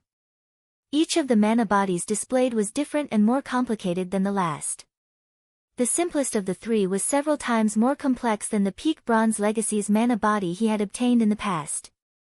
Not only did these samples involve magic arrays, but they also required divine runes and refined mana manipulation. Any ordinary player might be able to copy the mana body samples blindly, but their completion rate wouldn't be high. Naturally, a low completion rate would severely affect one's combat power. A player's mana body would affect their control with their skills and spells in the future. A poorly constructed mana body would result in low mana conductibility. This would limit players' ability to use Tier 3 skills and spells with a completion rate of 90% or higher, since players had to actively guide and control their mana during the process to amply their skills or spells' power. This was also why experts in Shifeng's previous life had preferred to aim for less complex mana bodies to ensure high completion rates, rather than aim for a more complex mana body with a low completion rate. If players constructed a perfect mana body, it wouldn't negatively affect their combat power, which would be a significant help when challenging their Tier 4 promotion quests in the future. Shifeng spent around 10 minutes inspecting the 3 mana body samples he had been given. Although the advanced mana body is extremely complex and even involves multi-line mana manipulation, I have 5 hours to play around with. I should give it a try. Having made his decision, Shifeng focused on the advanced mana body sample and began to manipulate the mana within him. There might not be a huge difference between an intermediate mana body's environmental adaptability and that of an advanced mana body, but the difference between the two options' recovery rates and defense was massive. Naturally, players' defense would undergo a considerable transformation when they reached Tier 3 and obtained their mana body. Their toughness as a Tier 2 player couldn't even compare. With a mana body, a layer of protective mana would envelop their frame, making them less prone to physical injury, which would reduce their combat power from ordinary attacks. Naturally, the higher the mana body's rank was, the stronger this protective layer would be. It would also help players recover from physical injuries much faster. Time flew by. After nearly 20 minutes, Shifeng had finally finished constructing his first mana body. Shifeng could feel himself grow much stronger the instant he completed his mana body. Now, the surrounding mana actively flowed into him, giving him a mentally refreshed feeling. System, mana body constructed. Completion rate 64%. Do you wish to keep this mana body? I barely passed. Sure enough, the advanced mana body isn't easy to construct. Shifeng gave the completion rate a bitter smile. But to think that this mana body is so powerful despite a 64% completion rate, an epic mana body is really amazing. Normally, a mana body with a 60% completion rate was only considered passable. If one failed to achieve a passing completion rate in the designated time, they'd be stuck with the default mana body. With the default option, achieving a 90% completion rate with Tier 3 skills and spells would be practically impossible.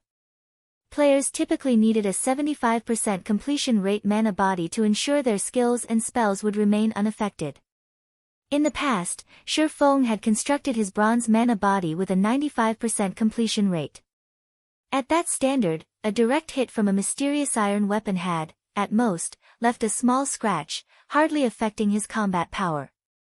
However, he didn't have much hope of achieving a 95% completion rate with his mana body in this life. An epic mana body was simply too complex.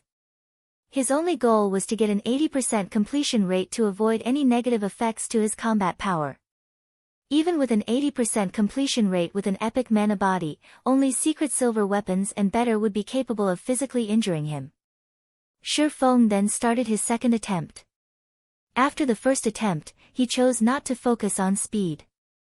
Rather, he took great care, slowly constructing the mana body. After more than half an hour, Shifeng had ended up with a 72% completion rate, just short of the 75% threshold. Shifeng invested a full hour for his third attempt, but he had only earned a 74% completion rate. What am I missing? He began to grow frustrated as he examined the advanced mana body sample again. He had already spent nearly half of his allotted time, yet he hadn't constructed an adequate advanced mana body. If he continued to waste time, he wouldn't even have enough time to attempt the intermediate mana body's construction. He had performed every step with great precision, yet he still only achieved a 74% completion rate. During his previous life, he hadn't been anywhere near the refinement realm standard, yet he had still managed a 95% completion rate with his mana body. However, even as a domain realm expert, he had only reached a 74% completion rate. It was unbelievable. No, that's not right. Shifeng suddenly snapped out of his daze. My mana manipulation hadn't been nearly as refined as it is now. I had glossed over some of the construction processes then, yet I still earned a 95% completion rate. This mana body sample is far more complex, but with my current standards, it shouldn't be this hard to achieve the same results. Read latest chapters at Wuxia World. Is my thirst for perfection having the opposite effect? Thinking up to this point, Shifeng began another attempt. This time, instead of trying to perfect all aspects of the construction process, he focused on certain parts, while glossing over the rest. This time, he completed the mana body in less than half an hour. The instant he completed his mana body, his 5 senses underwent a qualitative transformation. His affinity with the ambient mana skyrocketed. System, mana body constructed. Completion rate 91%. Do you wish to keep this mana body? Chapter 23:13, Prototype Domain. I succeeded.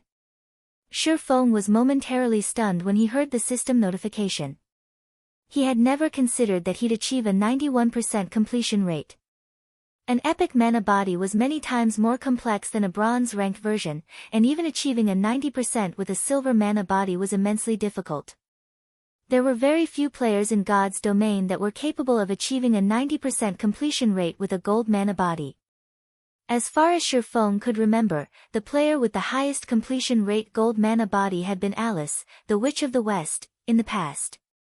She had managed to secure a peak gold mana body with a 98% completion rate. Of course, Alice was extraordinarily talented, which was why she had obtained such a high completion rate. Her manipulation of mana was simply godlike. Not even veteran domain realm experts could match her. Thanks to her powerful mana body, she had remained at the peak of God's domain even after becoming a Tier 6 mage god. The higher a mana body's completion rate, the more frighteningly powerful the mana body would be, especially for high-ranked mana bodies. Mana bodies might not provide any bonus basic attributes, but they offered significant increases to stamina and concentration recovery, defense, and self-healing capabilities. A gold mana body with a 98% completion rate could even reinforce players' control over their mana, allowing them to exhibit greater power with their skills and spells. Because of this, Alice had undergone a qualitative transformation after reaching Tier 3. Her mana manipulation had already been impressive, and after receiving the boons from her mana body, she had been able to achieve a 100% completion rate with practically all of her Tier 3 spells. Most peak experts had only been able to maintain a 90% completion rate with their Tier 3 spells after arduous training, yet Alice managed to level out at 100% in a very short time. After reaching a 90% completion rate with a Tier 3 spell, every additional percentage would significantly increase the spell's power. At 100% completion rate, a player's Tier 3 spell could even contend with the spells Tier 3 heroes used. It was easy to imagine how devastating these spells would be against players. Although Shifeng hadn't achieved a 98% completion rate, earning a 91% was beyond his expectations. I'll keep it. Snapping out of his daze, Shifeng promptly chose to keep his current mana body. There was no save option when constructing a mana body. If players gave up on a construction attempt, they'd have to start over. Hence, players had to have a clear goal in mind when constructing their mana body. Once they'd reached that goal, it would be wise to accept the mana body and avoid any further attempts. If one continued to seek a better outcome, they'd eventually run out of time and lose everything.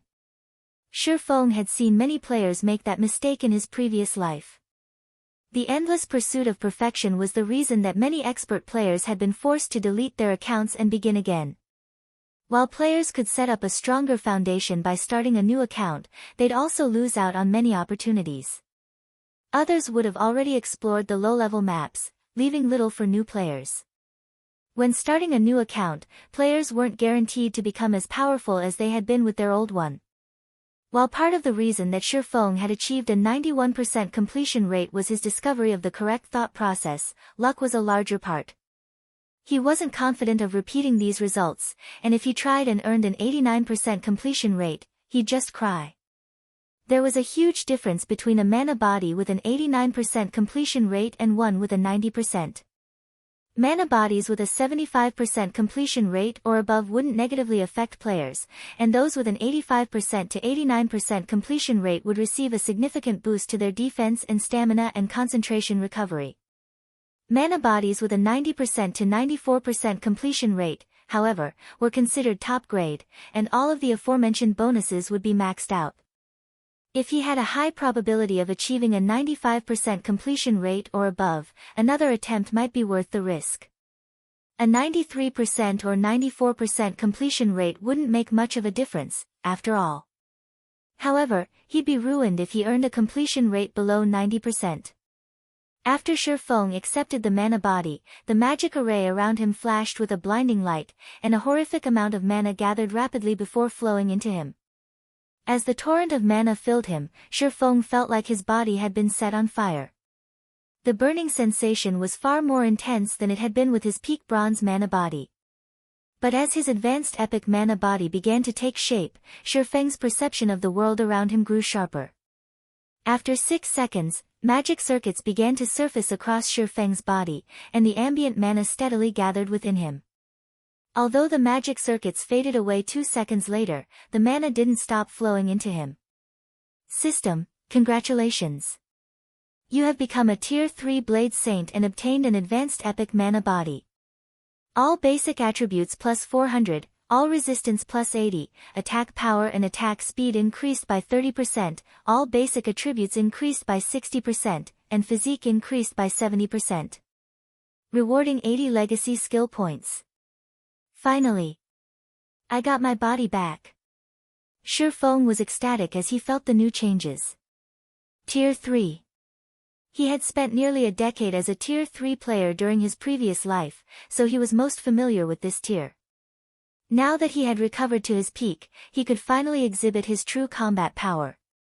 While Shifeng basked in the familiar strength, he noticed that his perception had become drastically sharper than before. He could even sense the flow of mana in the air. A prototype domain? The sensation astonished Shifeng. Is this an advanced epic mana body's ability? Previously, he'd only been able to perceive such details within a 30-yard radius around him by relying on his 5 senses. Now, however, his perception had extended to 50 yards away. Moreover, he felt like an absolute overlord within the 50-yard radius. Of course, he didn't actually have control over this area. He only had rudimentary control of the ambient mana. Even so, this was a prototype domain. A domain operated on the principle of controlling the mana in a specific area to create a miniature world that favored the player.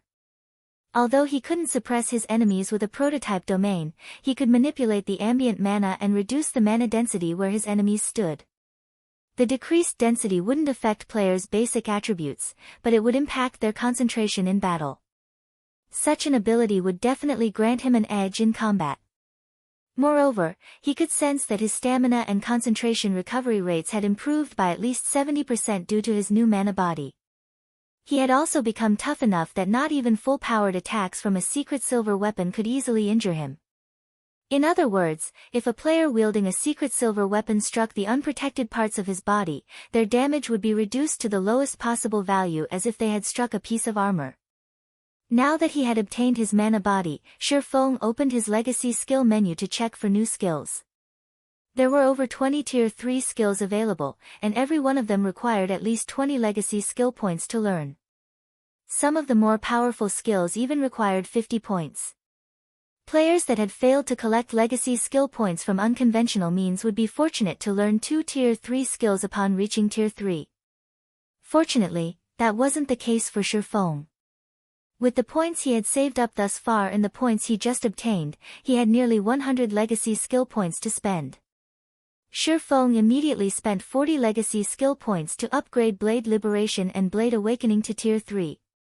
He then spent another 50 points to learn Void Slash, the strongest skill a Tier 3 Blade Saint could learn. Void Slash, action type, requires Sword Tier 3, proficiency needed to upgrade to Tier 4, 0/100, 000, manipulate the power of the void to execute 6 slashes. Each slash carries 150% of user's strength and causes 200% divine damage. User may transfer to the location of any of the 6 slashes. Read latest chapters at Wuxia World. EU cooldown, 8 seconds. Not only did Tier 3 skills possess greater raw power than Tier 2 skills, but they were also more capable of injuring high-tiered monsters. However, Tier 3 skills had very long cooldowns. Those with immense power and short cooldowns, like Void Slash, were exceptionally rare. Normally, players tried to learn several Tier 3 skills and link them together to make up for the long cooldowns. However, with Void Slash alone, Shifeng could exhibit nearly the full potential DPS of a Tier 3 player. Now that I've reached Tier 3, it's time I lead everyone to a level 100 neutral map. With his new strength, Shifeng was confident that he could eliminate a level 100 Great Lord, even without Anna and Kite's help. Chapter 23:14, Tier 3 Powerhouse. When Shifeng left the library, he made his way toward the Adventurers Association. Although he was now officially a Tier 3 player, he still needed to register his achievement at the Adventurers Association to gain the appropriate certification. Gaining Tier 3 certification at the Adventurers Association was very important. Not only would it allow players to accept high-ranked quests appropriate for their tier, but they would also be acknowledged as true powerhouses in God's domain. They would then qualify to raid the monarch bosses in neutral maps and become the area's ruler. This was also why the various powers had been so desperate to get their members to Tier 3 in the past. The Tier 3 turning point didn't simply differentiate experts from each other. It also determined whether or not one qualified to become a true overlord. After all, the various powers' true battlefield for hegemony in God's domain was in level 100 plus neutral maps. Initially, Shifeng had planned to establish a guild town in a level 100 neutral map and steadily progressing towards lordship, but now that the planar passages had opened, and adventurer alliances had formed sooner than he had expected, he needed a more efficient plan. The planar passages activation hadn't just accelerated independent players' leveling speed. It had done so for the various powers, as well. Now, he didn't have as much time to conquer level 100 plus neutral maps. Zero Wing wasn't like the various superpowers. It lacked the manpower and resources to secure a foundation in level 100 neutral maps as quickly as superpowers could. Moreover, Zero Wing wouldn't be able to secure as much territory as the various superpowers. To establish a guild town in a level 100 neutral map, the ruling power would need to station a large number of players in the map long-term. Level 100 neutral maps were very far away from kingdoms and empires, considered free zones that were outside of any kingdom or empire's protection. In addition, NPCs weren't particularly interested in visiting these guild towns due to the neutral map's harsh environments. As a result, very few NPCs would apply as soldiers, and those that did would ask for exorbitant salaries. Hence, unlike in guild towns within kingdoms, empires, and low-level neutral maps, players had to handle the majority of their guild town's defenses in level 100 neutral maps. This was also why guilds that wanted to secure a foothold in level 100 plus neutral maps needed to upgrade their towns into guild cities as quickly as possible. They'd only be able to solidify their rule over the map with a guild city. After all, not only would guilds have to face monster assaults, but they'd also have to deal with enemy powers. Establishing rule in a level 100 plus neutral map was already an intense challenge for guilds, and it would be especially difficult for Zero Wing, which lacked certain foundational aspects. The only solution Shifeng could think of was to become a lord. As a lord, players would have full authority over the territory they controlled, and they'd be able to recruit various neutral race NPCs. A lord could also establish their own knight division. The NPCs players could recruit for a knight division were different from the NPC soldiers one could hire to protect a guild town. They were more akin to personal guards, and players could recruit these knights from various kingdoms and empires, nurturing them as they did personal guards. Once a player became a lord of a land, they could recruit up to 5,000 knights. Although that didn't seem like a lot, these knights were bona fide NPCs and would be immensely helpful when defending a guild's territories. While Shifeng traveled toward the Adventurers Association, he called Blackie. "Blackie, how are things coming along in the Northern Fortress?" Feng asked. He had spent quite a lot of time completing his promotion quest. Although he had told Blackie and the others not to contact him unless something important happened, and he hadn't received any calls, he refused to believe that Dragonheart Island's various superpowers were content to sit by and watch while Zero Wing earned a ton of profits from its newfound gold mine. The fortress's player population has already reached 1,500,000, and we're earning roughly 14,000 ancient gold per day. Dragonheart Island's various powers are practically dying with envy, especially War Blood. Because of the Northern Fortress's benefits, almost no one is visiting War Blood's Rock Nest Fortress. Blood Oath is likely losing his mind right now, Blackie said, chuckling. Also, as per your instructions, I purchased a plot of land near the World Tower a few days ago, and I bought a guild residence in Dragonheart City's inner area, so our guild has a temporary resting point in the city. Hearing how much Blackie had purchased over the last few days, Feng sighed ruefully. He had considered several thousand ancient gold an astronomical sum in his past life, yet now, he earned 14,000 ancient gold each day from the Northern Fortress alone. It was no wonder why the various superpowers had fought so hard to capture the Gravity Mountain Range's fortresses in the past. However, Dragonheart Island's powers have been developing rapidly due to the planar passages opening. Quite a few superpowers now have their own small fortresses, and based on the reports I've received, War Blood, Starlink, and 13 Thrones are marching toward the Southern Tower Medium Fortress, Blackie said worriedly. If they're successful, we'll likely see a significant decrease to the Northern Fortress's income. It certainly won't benefit our development in Dragonheart City. Why don't we capture a few more fortresses, guild leader? Zero Wing now had quite a bit of manpower in the Gravity Mountain Range. With Phoenix Rain's subordinates protecting the Northern Fortress, they had enough strength to capture the other fortresses. The Gravity Mountain Range only had so many fortresses. If they captured a few more, they should be able to maintain 70% to 80% of their profits, even if the Northern Fortress's income decreased. Let the other powers fight for the fortresses. We only need the Northern Fortress, Feng said, chuckling. Also, notify all of the main force members to gather in White River City. We'll be heading to a level 100 neutral map. That's where we really need to be right now. The Gravity Mountain Range was an excellent place for players to grind for levels and resources right now, but it couldn't help players rise to prominence. A level 100 neutral map. Blackie's eyes glowed when he heard Feng's plan. Alright.